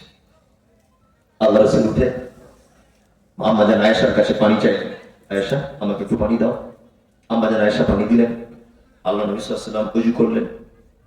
ওযু এখনো সম্পূর্ণ হয়নি, তিনি কাঁপতে কাঁপতে আবার জ্ঞান হারিয়ে ফেললেন। জ্ঞান নেই। কিছুক্ষণ পর আম্মা জান আয়েশা তাড়াতাড়ি করে এলেন, এসে আল্লাহ রাসূলকে দেখলেন নিজে ছটফট করছে যে কি অবস্থা। দ্বিতীয়বার আবার জ্ঞান এসেছে। জ্ঞান আসার পর আবার আয়েশাকে বলছেন, আয়েশা ইশারা করছেন, আয়েশা আমাকে পানি দাও। ইশারাটা আম্মা জান আয়েশা বুঝতে পারলেন না। আল্লাহ রাসূল মিসওয়াক করতে পছন্দ করতেন। আয়েশা মনে করছেন যে আল্লাহ রাসূল মনে হয় মিসওয়াক চাচ্ছেন। আম্মা জান আয়েশা মিসওয়াকটা নিজে ভালো করে চিবিয়ে নরম করে আল্লাহ রাসূলের হাতে দিলেন। আল্লাহ রাসূল মিসওয়াক। আল্লাহ রাসূল ইশারা করছেন পানি দাও, ওযু করি। আল্লাহ রাসূল সাল্লাল্লাহু আলাইহি ওয়াসাল্লাম ওযু করছেন। ওযু করতে করতে আবার জ্ঞান এরকম একটা অবস্থা। জ্ঞান হারিয়ে ফেললেন। আবার জ্ঞান এলো। এবার ওযু করার পরে আয়েশাকে দেখে আল্লাহ রাসূল বলছেন, আয়েশা এদিকে এসো, আমি আর কোনোদিন মসজিদে নববীতে মনে হয় যেতে পারবো না। তোমার আব্বা আবু বকরকে বলো আবু বকর যেন মসজিদে নববীতে ইমামতির জায়গায় দাঁড়িয়ে যায়। তোমার আব্বাকে বলো। এই কথাটা যখন আল্লাহ রাসূল আয়েশাকে বলেছেন, আয়েশা রাদিয়াল্লাহু তাআলা আনহা একটু আপত্তি জানিয়েছিলেন যে আল্লাহ রাসূল আপনি তো আমার কাছে পালিয়ে আছে আপনার, আপনি আমার কাছে রাত্রিতে থাকেন, আর আমার আব্বাকে যদি আপনি ইমামতি করার কথা বলেন তাহলে অন্যান্য স্ত্রীরা ভাববে যে আয়েশার আব্বা বলে আয়েশার কাছে আসে বলে আবু বকরকে বেশি প্রাধান্য দিচ্ছেন, বলুন আপনি অন্য কাউকে বলুন। তখন আল্লাহ রাসূল অসুস্থ অবস্থায় একটু আওয়াজটা উঁচু করে দিয়ে বলছেন, আয়েশা তুমি কি বানি ইসরাঈলের মতো চাও? আমি যেটা বলছি তুমি সেটা করো। আমি বলছি তোমার আব্বাকে বলো ইমামতি করতে, আবু বকরকে বলো, আবু বকরকে বলো। আম্মা জান আয়েশা মসজিদে নববীর কাপড়টা সরিয়ে, হুজরার কাপড়টা সরিয়ে আব্বাকে ডেকে বলছেন, আব্বা আল্লাহ রাসূল আপনাকে ইমামতি করতে যেতে বলেছেন, তিনি আর যেতে পারবেন না। এই কথা শোনার পর হযরত আবু বকর নরম হৃদয়ের মানুষ এত জোরে কেঁদে উঠলেন, ইমামতি করতে যেতে পারছেন না। আল্লাহর নবী বেঁচে আছেন, আমি ইমামতি করবো? আল্লাহু আকবার। হযরত আবু বকর আল্লাহ রাসূল বেঁচে থাকা অবস্থায় 17 ওয়াক্তের ইমাম হয়েছিলেন। কত ওয়াক্তের? 17 ওয়াক্তের ইমামতি করেছিলেন হযরত আবু বকর সিদ্দিক রাদিয়াল্লাহু তাআলা আনহু। ইমামতি করছেন হযরত আবু বকর। তখন আল্লাহ রাসূল আয়েশাকে ডেকে বলছেন, আয়েশা একবার তুমি আমাকে তোলো আর আমার মাথাটা একবার নববীর দিকে করে দাও, দেখি সাহাবীরা কোন দৃশ্যেতে সালাত আদায় করছেন। আল্লাহ রাসূল নববীর দৃশ্য দেখে হাউ হাউ করে কাঁদছেন। আয়েশা জিজ্ঞেস করছেন, আল্লাহ রাসূল আপনি কাঁদছেন কেন? কেন কাঁদছেন? আল্লাহ রাসূল বলছেন, হাজার রক্তের বিনিময়ে আজ নববীতে এ সালাত, এই নামাজ হাজার রক্তের বিনিময়ে। যাই হোক, বৃহস্পতিবার পার হলো, শুক্রবার পার হলো, শনিবারের দিন একটু সুস্থতা লাভ করলেন আল্লাহ রাসূল। আল্লাহ রাসূল আয়েশাকে বলছেন, আয়েশা দুইজনকে ডাকো না, একটু নববীতে যাই। দুইজন সাহাবীর কাঁধে হাত দিয়ে আল্লাহ রাসূল নববীতে যাচ্ছেন। নববীতে যখন ঢুকেছেন তখন দেখতে পাচ্ছেন হযরত আবু বকর জোহরের নামাজের ইমাম। এই জায়গাটা ভালো একটু বুঝবেন। জোহরের নামাজের ইমাম। এবার আবু বকর দাঁড়িয়ে আছে, ধরে নেন দাঁড়িয়ে আছে আবু বকর। আল্লাহ রসুল দুইজন কাঁধে হাত দিয়ে ঢুকছেন, পায়ের আওয়াজেও তো বোঝা যায় কেউ না কেউ আসছেন। বিচক্ষণ মানুষ হযরত আবু বকর সিদ্দিক, তিনি বুঝতে পেরেছেন যে আল্লাহর নবী ঢুকছেন মনে হয়। তিনি পিছনে আসার জন্য মনস্থির করলেন যে আমি পিছনে চলে আসি। আল্লাহ রাসূল ইশারা করলেন, আবু বকর তুমি তোমার জায়গাতে থাকো। হযরত আবু বকর নিজের জায়গাতে থাকলেন, ইমাম হিসেবে দাঁড়িয়ে আছেন। হযরত আবু বকরের বাম দিকে গিয়ে আল্লাহ রাসূলকে বসিয়ে দেওয়া হলো। কোন দিকে? বাম দিকে। তাহলে আবু বকরের বাম দিকে রাদিয়াল্লাহু তাআলা আনহু। তাহলে আল্লাহর নবীর কোন দিকে আবু বকর? এই জায়গাটা বুঝুন ভালো করে, কোন দিকে? ডান দিকে। আল্লাহর নবী হলেন ইমাম, আর আবু বকর সঙ্গে সঙ্গে হলেন মুকাব্বির। ইমামতি জন্য দাঁড়িয়েছিলেন তিনি, কিন্তু ইমাম হলেন কে? আল্লাহ নবী সাল্লাল্লাহু আলাইহি ওয়াসাল্লাম। তার মানে বুঝতে পারা যায় যে ইমাম অনেক সময় অসুস্থ হলে বসে ইমামতি করতে পারে, এবং ইমামের গলার সমস্যা হলে পাশে কেউ একজন মুকাব্বির হতে পারে। আর ইসলামের ইতিহাসে পৃথিবীর প্রথম মুকাব্বির হযরত আবু বকর সিদ্দিক রাদিয়াল্লাহু তাআলা আনহু। প্রথম মুকাব্বির তিনি।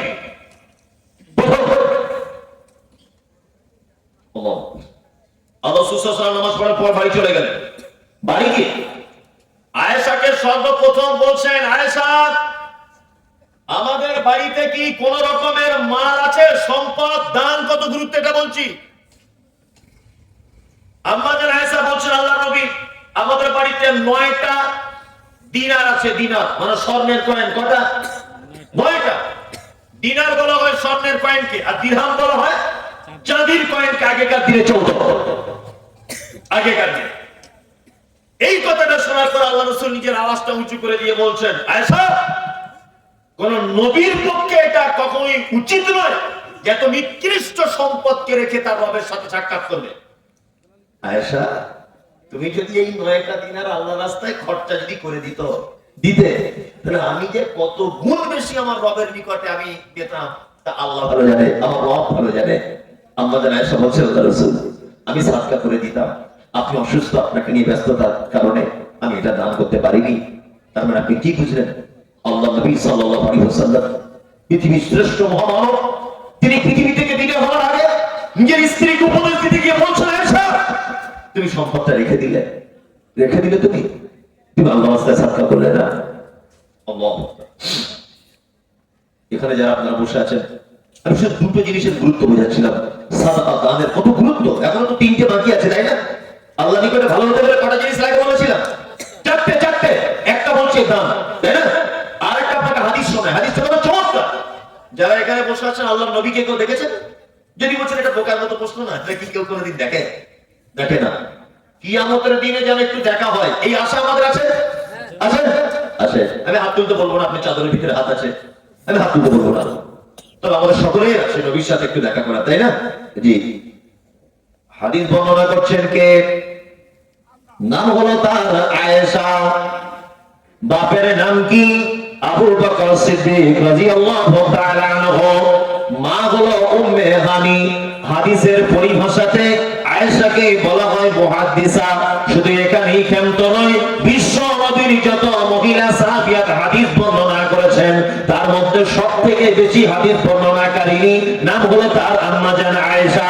শুধু এখানেই ক্ষান্ত নয়, বিশ্ব নবীর বিবি আয়েশা। আয়েশাকে আল্লাহর নবী আদর করে নাম ধরে ডাকতেন, তার নাম ছিল হুমায়রা। তিনি সাদা লাল বর্ণের পরিষ্কার ছিলেন, এই জন্য আল্লাহর নবী আদর করে ডাকতেন তাকে হুমায়রা বলে। শুধু এখানেই ক্ষান্ত নয়, হাদিসের পরিভাষাতে আয়েশাকে বলা হয় মুহাদ্দিসা। শুধু এখানেই ক্ষান্ত নয়, বিশ্ব নবী বলেছেন আয়েশার বিছানাতে যখন আমি রাতের বেলা ঘুমাই আমার কাছে জিবরিল কুরআন অবতীর্ণ করে। শুধু এখানেই ক্ষান্ত নয়, আয়েশা এত ভাগ্যবতী নারী, আয়েশাকে সালাম দিয়েছেন জিবরিল আমিন আলাইহিস সালাম। শুধু এখানেই ক্ষান্ত নয়, বিশ্ব নবী বলেছেন আম্মা জান আয়েশার হাদিস জীবনী থেকে জানা যায় জীবনে 11,000 মহিলাকে যিনি কোরআন শিক্ষা দিয়েছেন। এইরকম একজন কোরআনের শিক্ষিকা, এইরকম একজন কোরআনের খাদেমা, এইরকম একজন আল্লাহর নবীর সহধর্মিণী বিবি নাম হলো তার আয়েশা। হাদিস বর্ণনাকারিণী আয়েশা কোন বিবি নবীজিকে করিলেন জিজ্ঞাসা, ওগো নবী তোর সাথে দেখা হবে কার? নবী বলে দুনিয়াতে হাত লম্বা যার। মা আয়েশা বলে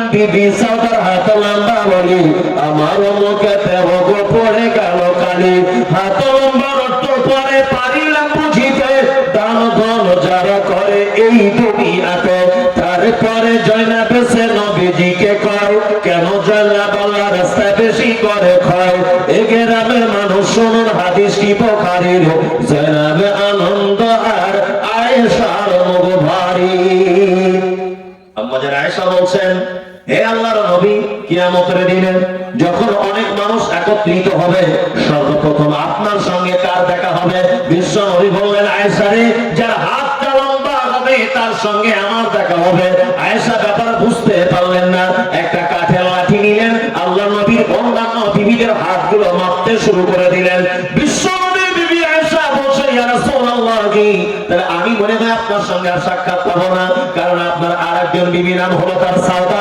সাউদার হাতটা লম্বা হয়েছে বিশ্ব নবী বলছেন আয়েশা রে ওই রকম হাত লম্বা নয় দানের ব্যাপারে যারা হাত লম্বা করে দেয় আয়েশা শোনো কিয়ামতের দিনে তার সাথে আমি নবী প্রথমে দেখা করে নিব প্রথম দেখা হবে তার সাথে আমার যে দানের ব্যাপারে লম্বা করে দেয় মাদ্রাসা মসজিদ মক্তব ঈদগাহ এতিম অসহায় দুস্থ বিধবা সমস্ত ব্যাপারে যারা হাত লম্বা করে দেয় আল্লাহর নবী বলছেন তার সঙ্গে কিয়ামতের দিন প্রথমে আমার দেখা হবে 4 বার হজ করেছে না তার কথা উল্লেখ করেননি অথচ খরচা 4-5 কোটি লাখ দিন রাত তাহাজ্জুদ করছে না তার কথা আল্লাহ রাসূল বলছেন না কি বলছে যারা দানের ব্যাপারে প্রতিযোগিতা করে নবী বলছে তার সঙ্গে প্রথমে আমার দেখা হবে এত গুরুত্বপূর্ণ বিষয় না সুবহানাল্লাহ ওই জন্য বলছি সারা দিনে 1 টাকা হলেও সাদাকা করবে 1 টাকা হলেও প্রতিদিন নিয়ত করে নেবেন যে আমি 2 টাকা হলেও আল্লাহর রাস্তায় খরচ করব আমরা একটা জিনিস খুব ভুল করি খুবই ভুল করি কি বলুন তো আমরা ভুল করি যে কবে আমাদের মাদ্রাসা থেকে আসবে তবে কিছু দেবো না একদমই না প্রতিদিন 5 টাকা হলেও আল্লাহর রাস্তায় খরচ করবেন 5 টাকা হলেও ভিখারি এসেছে 5 টাকা দেন 2 টাকা দেন আপনার ফার্স্ট মর্নিং এ দান করবেন এটা মনে রাখবেন কিন্তু ফার্স্ট মর্নিং এ দান করবেন সকালে উঠি আগে আপনার স্ত্রীকে 2 টাকার কয়েন একটা দিয়ে দেবেন কেন তাড়াতাড়ি দেখো তো বাইরে কোনো ফকির মিসকিন আসে কি তার হাতে দিয়ে দাও তোর মাদ্রাসা থেকে এসেছে কি দেখো তো আর দানগুলো যারা করবেন দান একটা পদ্ধতি আপনাদেরকে বলে দিই আচ্ছা বলুন সাদকা যারা করেন আমাদের সাদকা যারা করেন দুটো পদ্ধতিতে সাদকা করবেন কটা পদ্ধতিতে দুটো জল সাথে যারা দান করেন আপনার বেটার জন্য দান করবেন আর বেটির জন্য বয়স্ক লোক যারা আছেন দান করবেন বেটা আর বেটির নামে যদি বলছেন এটা আবার কেমন হলো তারা তো বেঁচে আছে আরে আমি এই জন্য তাদের জন্য দান করতে বলছি তারা যেন আপনাকে দেখে শেখে যে আমার আব্বা বুড়ো বয়সে আমাদের কল্যাণের জন্য মাদ্রাসা দান করতে দেখেছি এই জ্ঞানটা যেন তাদের হয় কি বলা বুঝলেন দুই বাড়িতে ফকির মিসকিন এলে আপনার বাচ্চা মেয়ে আছে আর বাচ্চা ছেলে তাদের দ্বারাতে ভিক্ষাটা দেবেন আপনি নিজে দেবেন না কারণ আপনার বাচ্চা 3 বছরের মেয়েটা তোত্তা করে কথা বলতে শিখেছে ও যেন বুঝতে পারে যে আমার মা কোনোদিন ভিখারিকে ফেরাতো না তাহলে দেখবেন ও তার মায়ের মতো হবে কি বললাম বুঝলেন এইবার আপনাদেরকে আর একটা চমৎকার কথা আমি বলে দিই আল্লাহ মানে সব কথাগুলো সত্যি মানে কোরআনের কথা তো আল্লাহ কোরআনে বলেছে কথা পৃথিবীতে আমরা যত জায়গায় খরচা করি যত জায়গায় আচ্ছা বলুন তো সব থেকে উন্নত মানের জায়গা কোনটা বলুন মসজিদ না একদম না উত্তম খরচা করার জায়গা আছে আমি বলি উত্তম খরচা করার জায়গা বলছি আচ্ছা আপনারা আলহামদুলিল্লাহ নদিয়ার মানুষ ভালো মানুষ আমার স্টেজে ওঠার আগে বলছিলেন যে আপনি উঠবেন 15 মিনিটের মধ্যে দেখবেন একটাও লোক থাকে না আমাকে বলছিল আর যে বলছিল সে খুব বকেও অবশ্য তাই বুঝতে পেরেছিলাম যে বেকার বকা লোকে যে একটাও লোক থাকবে না আমি তো মনে করি যখন আমি উঠেছি তার থেকে এখন লোক বেশি আছে যে যারাই ছিল কিছু লোক চলে গেছে এত ঠান্ডায় তবুও যা আছে প্রথম কাছ থেকে বেশি আছে ঠিক বলছি কিনা প্রথম কাছ থেকে একটা লোক তো ওঠেনি আমাকে এইটা আমি বলি আচ্ছা আপনারা নদিয়ার মানুষ সচেতনশীল মানুষ আচ্ছা আব্বা মায়ের সঙ্গে ভালো ব্যবহার আছে দান কোথায় করতে হয় উত্তম জায়গাটা বলবো আব্বা মায়ের সঙ্গে ভালো ব্যবহার করেন হ্যাঁ সবাই করে না আপনার এলাকায় নিয়ম কি আব্বা মাকে খেতে দেওয়ার নিয়ম 4 ভাই হলে কিভাবে নিয়ম পালি মানে এমন সিস্টেম ধরুন মা মনে হয় মুয়াজ্জিন আর বাপ ইমাম সাহেব তাই না? হ্যাঁ। আবার যদি ডেট একদিন এদিক ওদিক হয়ে যায়, বউ মারা বড় বড় চোখ বাড়বে, আবার বলে আমাদের তরকারি কি মিষ্টি, বড় বেটাকে যেতে পারো না, বলে বলে না? বলে। যারা বসে আছেন আপনার চোখে পানি চলে আসবে এখন, যদি আপনার ভিতরে ইমান বলে কিছু থাকে। আর যদি মনে করেন যে ইমান নেই, তাহলে দেখবেন আসতে দেরি হবে। কিন্তু আপনার মন যদি ইমোশনাল নরম যদি হয়ে যায়, যে সত্যি তো আপনি যে কথাগুলো বলছেন এগুলো তো কোরআনের কথা, দেখবেন আপনার চোখে এখনই পানি চলে আসবে। ইমান বলে যদি কিছু থাকে। আর আল্লাহ কোরআনের কথা বলেছে, কি বলেছে? আল্লাহ বলেছেন কি, যাদাতুহুম ঈমানা, মুমিনের সামনে আয়াতুহু, কোরআনের আয়াত বললেই যাদাতুহুম ঈমানা, মুমিন একেবারে সঙ্গে সঙ্গে তার ঈমান বেড়ে যায়। ঈমান বেড়ে গিয়ে চোখ দিয়ে অশ্রু বের হয়। সুবহানাল্লাহ। কোরআন শুনলে চোখ দিয়ে পানি পড়ে, পড়ে না? আপনার চার ভাই দিল্লিতে থাকেন, দিল্লিতে চার ভাই ঈদের ছুটির আগে বাড়ি আসছেন। আপনার স্ত্রীকে ফোন করেছেন, হ্যালো তোমার জন্য কিছু নিয়ে যাবো? আপনার স্ত্রী তখন বলছে আমার জন্য দুটো লাল শাড়ি আনবে, মেয়ের জন্য একটা চুড়িদার, ছেলের জন্য একটা জিন্সের প্যান্ট, আর আর আমার বোনের জন্য 4টে শাড়ি আনবে। মানে শাড়ির কথা বলেছে, নেওয়ার জামা কাপড় সব কেনা রেডি। ওর স্ত্রী আবার ফোন করেছে, হ্যালো তোমার কি সব কেনাকাটা রেডি? তখন দিল্লির কোন এক কাপড়ের দোকান থেকে বলছে ছেলেটা, সবার কেনাকাটা রেডি, শুধু আপনার জন্য একটা লুঙ্গি আর পাঞ্জাবি, মায়ের জন্য একটা শাড়ি ব্লাউজ, এই দুটো জিনিস কিনতে বাকি। তখন ওর স্ত্রী দেবগ্রাম থেকে ফোনে বলছে, প্রত্যেক বছর তুমি কেন তোমার আব্বা আমাকে জামা কাপড় দিবে? তোমার হাত 3টে ভাই চোখে দেখতে পারে না? চলে এসেছে ও ও দাও শুনে, প্রত্যেক বছর তুমি কেন জামা কাপড় দিবে তোমার আব্বা মায়ের? এই ছেলেটা তার আব্বা মায়ের জন্য জামা কাপড় না কিনে বাড়ি চলে এসেছে। বাড়ি আল্লাহু আকবার। সবাই ঈদের দিনে নতুন জামা কাপড় পরে ঈদগাহে যাচ্ছে। তোমার আব্বা বয়স মোটামুটি 90, তোমার মায়ের 85 বছর। তোমার মা আর আব্বা তোমাদের দুতলা বাড়িতে সিঁড়ি দিয়ে উঠতে পারে না বলে সিঁড়ির তলাতে থাকে দুজন। তোমার মা পেচ্ছাপ পায়খানা করে ওই খাটের উপরই, বউ মারা মন গেলে পরিষ্কার করে না তো করে না। ঈদের দিনে 4 বেটা দিল্লি থেকে বাড়ি এসেছে, সবার বাড়িতে বাচ্চা কাচ্চা নিয়ে হই হই রই রই, কিন্তু তোমার আপনার মা মশারির ভিতরে শুয়ে আছে। দুপুর তখন সকাল ঈদের নামাজে সবাই চলে গেছে। তখন ঈদের দিনে মাইকে তাকবীর হয়, আল্লাহু আকবার আল্লাহু আকবার লা ইলাহা ইল্লাল্লাহ আল্লাহু আকবার আল্লাহু আকবার ওয়ালিল্লাহিল হামদ। তাকবীর হয়, তাকবীর হয় না? সবাই ঈদগাহে চলে যাচ্ছে, ঈদগাহে নতুন জামা কাপড় কিনতে ঈদগাহে যাচ্ছে, সবাই ঈদগাহে যাচ্ছে।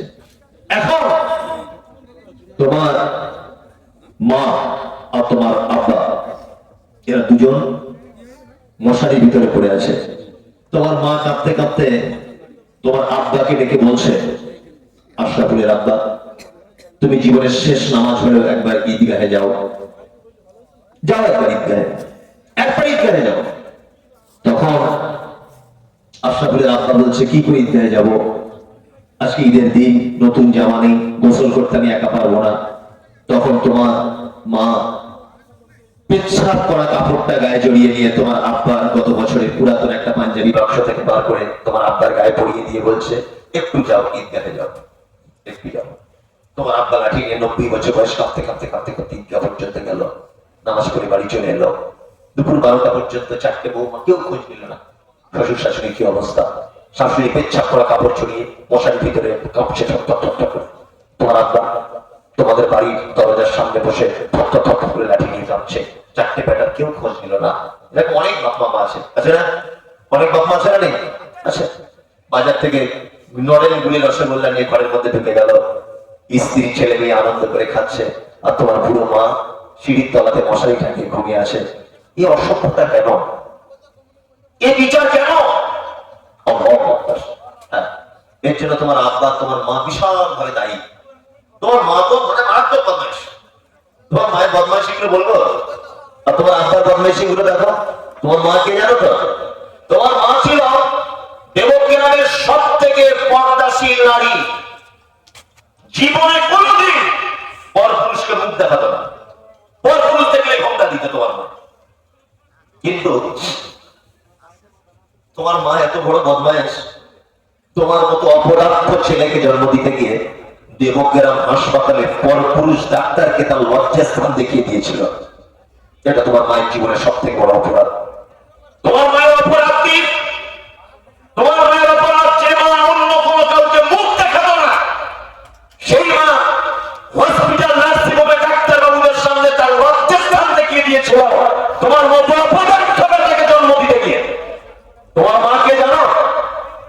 তোমার মায়ের মাথার চুল কালো কুচকুচ কুচকুচ কুচকুচ করতো। তোমার মতো বদমাইশ বেটাকে জন্ম দিতে গিয়ে হাসপাতালের বেডে লাল রক্তে তোমার মায়ের কোমর পর্যন্ত তোলা কালো চুল রক্তের জমাট বেঁধে গিয়েছিল। তোমার মাকে জানো?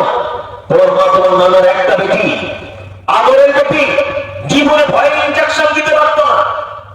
তোমার মা ভয়ে কোনদিন পেলেট দিয়ে রক্ত কাটতে পারত না, কিন্তু তোমার মা তোমার মতো অপরাধ বেটাকে জন্ম দিতে গিয়ে হাসপাতালের বেডে নিজের পেট চিয়ে তোমাকে বার করেছে। এই যে মোটা সূর্যাল শুধু নিয়ে ডাক্তার বাবুদের সেলাই করাতে আজ পর্যন্ত 80 বছর বয়সে তোমার মা ওই সিঁড়ির তলাতে বসে বসে সেই ব্যথা অনুভব করে। এটা তোমার মায়ের জীবনের দ্বিতীয় নম্বর বদমাইশি, যে তোমার জন্য তার পেট কেটেছিল। তোমার মাকে, তোমার মা হচ্ছে ওই মহিলা, চিকিৎসা বিজ্ঞানীরা বলেছেন একটা মা তার বাচ্চাকে প্রতিদিন 8 বার করে দুধ পান করায়, প্রত্যেকবারে 250 গ্রাম করে দুধ পান করে, কোরআনের ভাষাতে প্রায় 30 মাসের কাছাকাছি দুধ পান করাতে হয়। তোমার মা যদি 50 টাকা দুধের কেজি যদি তুমি ধরো, কত লাখ টাকা দুধ পান করিয়েছে একবার হিসাব করে দেখো, 1 টাকা বিনিময় গ্রহণ করে। তোমার মা মনে কি জানো? তোমার নানার বাড়ি ছিল ওই পলাশিতে। তোমার মা দেবগ্রামে বাসে উঠেছে, সিট পাইনি। তোমার বয়স তখন 1.5 বছর, তোতলা তোতলা করে কথা বলতে শিখেছ। তোমার মা বাসের উপরে হ্যান্ডেল ধরে দাঁড়িয়ে আছে। কন্ডাক্টর এই দৃশ্য দেখে তোমার মাকে একটা বসার সিট দিয়েছে। তোমার মায়ের বয়স তখন 25-28 বছর। চলো না সুন্দরী, তোমার মা দেখে কন্ডে। তুমি যখনই বাসে উঠেছ তুমি তখন থেকে বলছো মা একটু দুধ দেনা, মা একটু দুধ দেনা, মা একটু দুধ খাবো, দুধ খাবো, তোতলা তোতলা করে। তোমার মা দেবগ্রামের পাড়া গ্রামের মহিলা, লজ্জা করছে। বাসের ভিতরে যুবক ছেলেরা তোমার মায়ের দিকে ফ্যাল ফ্যাল করে দেখছে, কি করে আমি বাচ্চাকে দুধ পান করাবো। আমার বুকের দিকে তারা তাকিয়ে আছে, আমার মুখের দিকে তাকিয়ে আছে। তুমি যখন বারবার বিরক্ত করছো, তোমার মা পাশের ভিতরে অজস্র যুবকদের লজ্জা না করে নিজের বুকের ব্লাউজ খুলে দুধের বোঁটাটা তোমার মুখে লাগিয়ে দিয়েছে। একদিকে পেটের কাপড় টানছে, আরেকদিকে নিজে হেফাজত হচ্ছে, আরেকদিকে বাচ্চাকে দুধ পান করাচ্ছে। পাশে ট্রেনে এরকম মাকে দেখতে পাওয়া যায় না? তোমার মা যদি শুধু একবার বলতো যে বাসের ভিতরে আমার বাচ্চা রাখছে, তবে দুধ দিতে পারবো না, কচি কন্ট্রোলারি আটকে তুমি মারা যেতে। তোমার আব্বা মানে কে জানো? তোমার আব্বা মানে ওই বদমাইশ লোকটা যে তোমাকে আমি স্কুলে পড়াবে বলে 60 বছর বয়সে দুর্গাপুরে রাজমিস্ত্রি লেবারের কাজ করতে গিয়েছিল, 4 তলার উপরে কাঁপতে কাঁপতে মশলা নিয়ে উঠছে।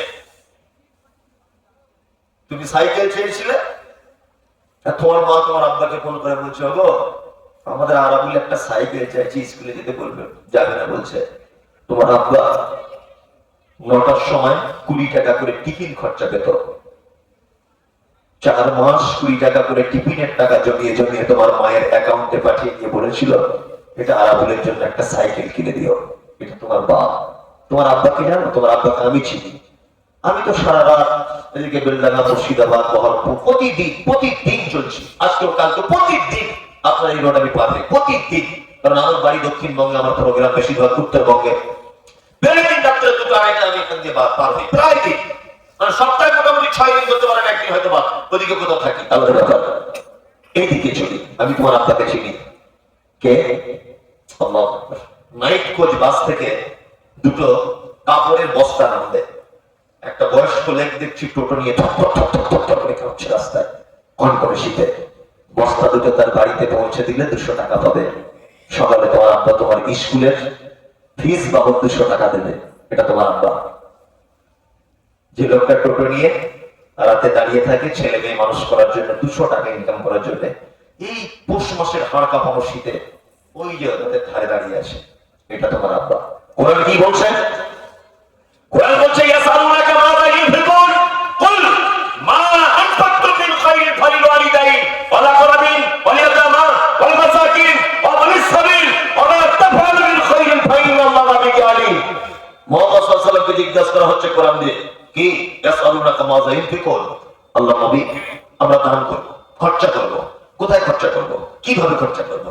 তখন আল্লাহ কোরআন দিয়ে নবীকে জানাচ্ছেন, কুল, নবী আপনি প্রশ্নকারীদের বলুন, মা আনফাকতুম মিন খাইরিন ফালিল ওয়ালিদাইন, সুবহানাল্লাহ, ওদেরকে বলুন সন্তান তার পিতামাতার জন্য যেটা খরচা করে এটা পৃথিবীর শ্রেষ্ঠ খরচা। আল্লাহ বলছেন পিতামাতার জন্য সন্তান যেটা খরচা করে, ফালিল ওয়ালিদাইন, পিতামাতার জন্য যেটা সন্তান খরচা করে, আমি ছেড়ে দেবো 2-4 মিনিট, এটা একদম শ্রেষ্ঠ খরচা। আল্লাহ সুবহানাহু ওয়া তাআলা বলছেন, ধারণা করতে পারেন আপনি?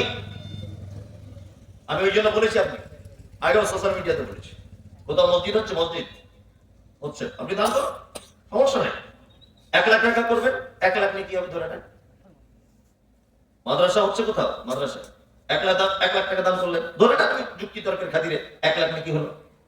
কিন্তু আমি মুমতাজুল ইসলামের কথা আপনাকে দায়িত্বহীন ভাষাতে বলছি, কাল সকালে যদি আপনি জামা কাপড়ের দোকান থেকে 30 টাকা দিয়ে একটা মোজা যদি কেনেন, আর মোজাটা এনে যদি আপনার মাকে দিয়ে বলেন, মা তুমি ভোরবেলা নামাজ পড়তে উঠো, অজু করলে খুব ঠান্ডা লাগে, এই মোজা দুটো তুমি পড়বে, 1 লাখ টাকা মসজিদ মাদ্রাসা দান করলে যত নাকি 30 টাকার মোজাতে তার লক্ষ কোটি গুণ নাকি বেশি। কোথায় নাকি করছে? বলছি মনির সাহেব দোয়া করবেন, আবার পশ্চিম দিকে যাবো। কে তোমার পশ্চিম দিকে যেতে বলবে? কে বলেছে তোমার পশ্চিম দিকে যেতে? বলছে আগে 3 বার ঘুরে এসেছি, আবার যাবো। আর আপনার মা বলছে, মা বড় ভাইয়ের কাছে খায়, আমি তো জানি না, আমি জানি না তো।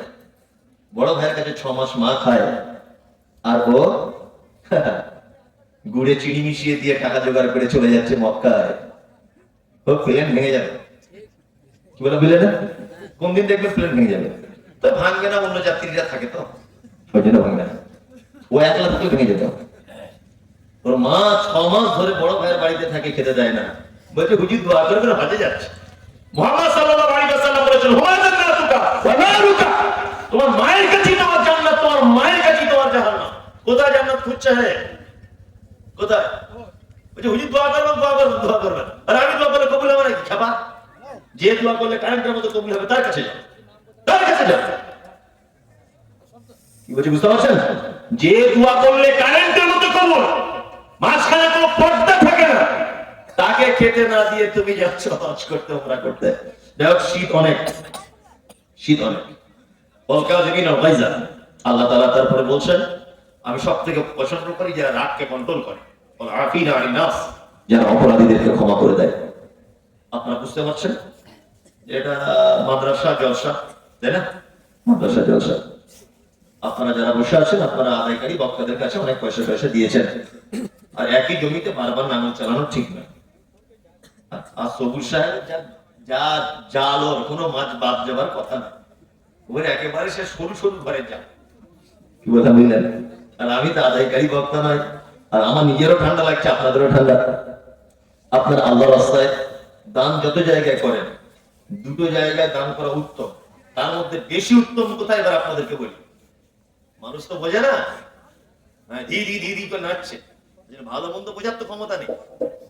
তুমি শুধু গাড়ি দিতে পারো মানুষকে, কোনটা ভালো আর কোনটা মন্দ এটা তো বোঝার তোমার ক্ষমতা নেই, কিন্তু গাড়ি দিয়ে যাও সারা জীবন লোককে। চলুন এদিকে ফেরুন বলি। আচ্ছা আপনার বলুন তো দেখি, মসজিদে দান করলে নাকি বেশি হয় না মাদ্রাসায় দান করলে নাকি বেশি হয়? বলুন, কে বলছেন বলুন? হ্যাঁ মাদ্রাসায়, ও ঠিক বলেছে। আপনাকে এবার বসে আমি বুঝুন, ওই জন্য আমি বারবার বলেছি যে আমার বক্তব্য বসে থেকে শুনতে হবে, মোবাইলে নয়। 1, মসজিদে আপনি দান করলেন 5 কুইন্টাল রড। আচ্ছা বলুন, মসজিদ ঢালাই হয়ে গেল, 100 বছর পরে হলে এই মসজিদ ভাঙা হবে কি হবে না? নতুন করে করার জন্য ভাঙা হবে কি হবে না? হবে। তখন আপনার রডটা থাকবে না, ভাঙড়ির দোকানে চলে যাবে। ভাঙড়ির দোকানে, তাহলে আপনার নেকির লংজিভিটি কত বছর হলো? 100। তারপরে নেকি থাকলো না। এবার নতুন যে মসজিদ হবে, মসজিদে কে রড দেবে? ইনি দেবেন 10 কুইন্টাল। এটা নেকি শুরু হয়ে গেল। তাহলে আপনার নেকি লংজিভিটি কতদিন? 100 বছর, আর 60-70 বছর সিমেন্টের যতদিন আয়ু। এবার মাদ্রাসায় আপনি দিয়েছিলেন 200 ইট কিনে দিয়েছিলেন, এই মাদ্রাসায় 200 ইট ধরে নেন। এখান থেকে 200 ইটটা একটা বিল্ডিং এ একটা ঘরে গাঁথনি করা হয়েছে। এখন এই গাঁথনিতে এই ঘরের মধ্যে থেকে 2টো মেয়ে বা 2টো ছেলে হাফেজ হলো, 2টো মেয়ে হাফেজা হলো বা 2টো ছেলে হাফেজ হলো। আচ্ছা বলুন, এরা এখান থেকে হাফেজ হওয়ার পরে আবার অন্য কোনো মাদ্রাসায় পড়াবে, তারা হয়তো আরো 4 জন হাফেজ তৈরি করবে, তারা আরো 4 জন করবে, তারা আরো 100 জনকে করবে। এইভাবে কোরআন শিক্ষার ব্যবস্থা কিয়ামত পর্যন্ত থাকবে কি থাকবে না? থাকবে। এই যে আপনার 20টা তোমার ইটের ঘরে থেকে যে ছেলেটা হাফেজ হলো, এর মারফতে কিয়ামত পর্যন্ত যত হাফেজ হবে, যত কোরআন শিক্ষার ব্যবস্থা হবে, প্রত্যেক ব্যক্তির থেকে ফিডব্যাক নাকি আস্তে আস্তে আস্তে আস্তে আপনার অ্যাকাউন্টে জমা হবে। তাহলে বলুন, মাদ্রাসায় দান করার প্রয়োজন আছে বেশি না মসজিদে? ওই জন্য আমি বলেছি এই কথা সোশ্যাল মিডিয়াতে, মসজিদ থেকে চাঁদা তুলতেছে 10 টাকা, আর বেশি না। কম ধনী লোক আপনি 10,000 দেন, বেশি নয়। দেওয়ার ক্ষমতা থাকলে 50,000 মাদ্রাসায় দেন, 50,000 মাদ্রাসায় দেন। কারণ এখান থেকে 10টা ছেলে যদি হাতে যেতে পারে, এখান থেকে সুন্দর যদি 10টা মা যদি বার হতে পারে এখান থেকে, তাহলে ভাববেন যে একটা জাতিকে আপনি উপহার দিলেন। একটা পুরুষ শিক্ষিত হওয়া মানে একটা পরিবার শিক্ষিত হওয়া, আর একটা মা শিক্ষিত হওয়া মানে একটা জাতি শিক্ষিত হওয়া। কি বলছি বুঝতে পারছো না? খুব কঠিন। আরো বিশেষ করে বানার চালানো তো আরো কঠিন। এরা পোল্ট্রি মুরগির মতো। পুলিশ মাদ্রাসা হলে তো অনেক সুবিধা, এক গাড়ি কাঠ এসেছে, চল সবাই মিলে বয়ে টেনে আন। বানাত হলে তোরে বাবা, ওর মেয়ে বার হলেও বলে পর্দার ক্ষতি হচ্ছে, হলে যে বইছে তার মেয়ে বিনা বোরকায় জলসায় ঘুরছে, কোনো অসুবিধা নেই, ওই ফতোয়া দিবে। হয় কি হয় না? ও জটিল ও কঠিন। আলহামদুলিল্লাহ, আপনারা যারা বসে আছেন অবশ্যই প্রতিষ্ঠানের জন্য আপনারা কিছু কিছু আপনার আব্বা মায়ের জন্য, আত্মীয় স্বজনের জন্য কিছু কিছু সকলেই বরাদ্দ করুন, বরাদ্দ করুন, সকলেই বরাদ্দ করুন। আরে ভাই বলুন যে আমি শেষ অব্দি আমার আব্বা মায়ের জন্য আমি 1,000 টাকা দিলাম, আলহামদুলিল্লাহ, যা দিলাম তো আলহামদুলিল্লাহ। আমি 500 টাকা দিলাম, আমার আব্বা মায়ের জন্য বরাদ্দ করলাম। এটা আব্বা মায়ের জন্য কিছু খরচা করুন। আল্লাহ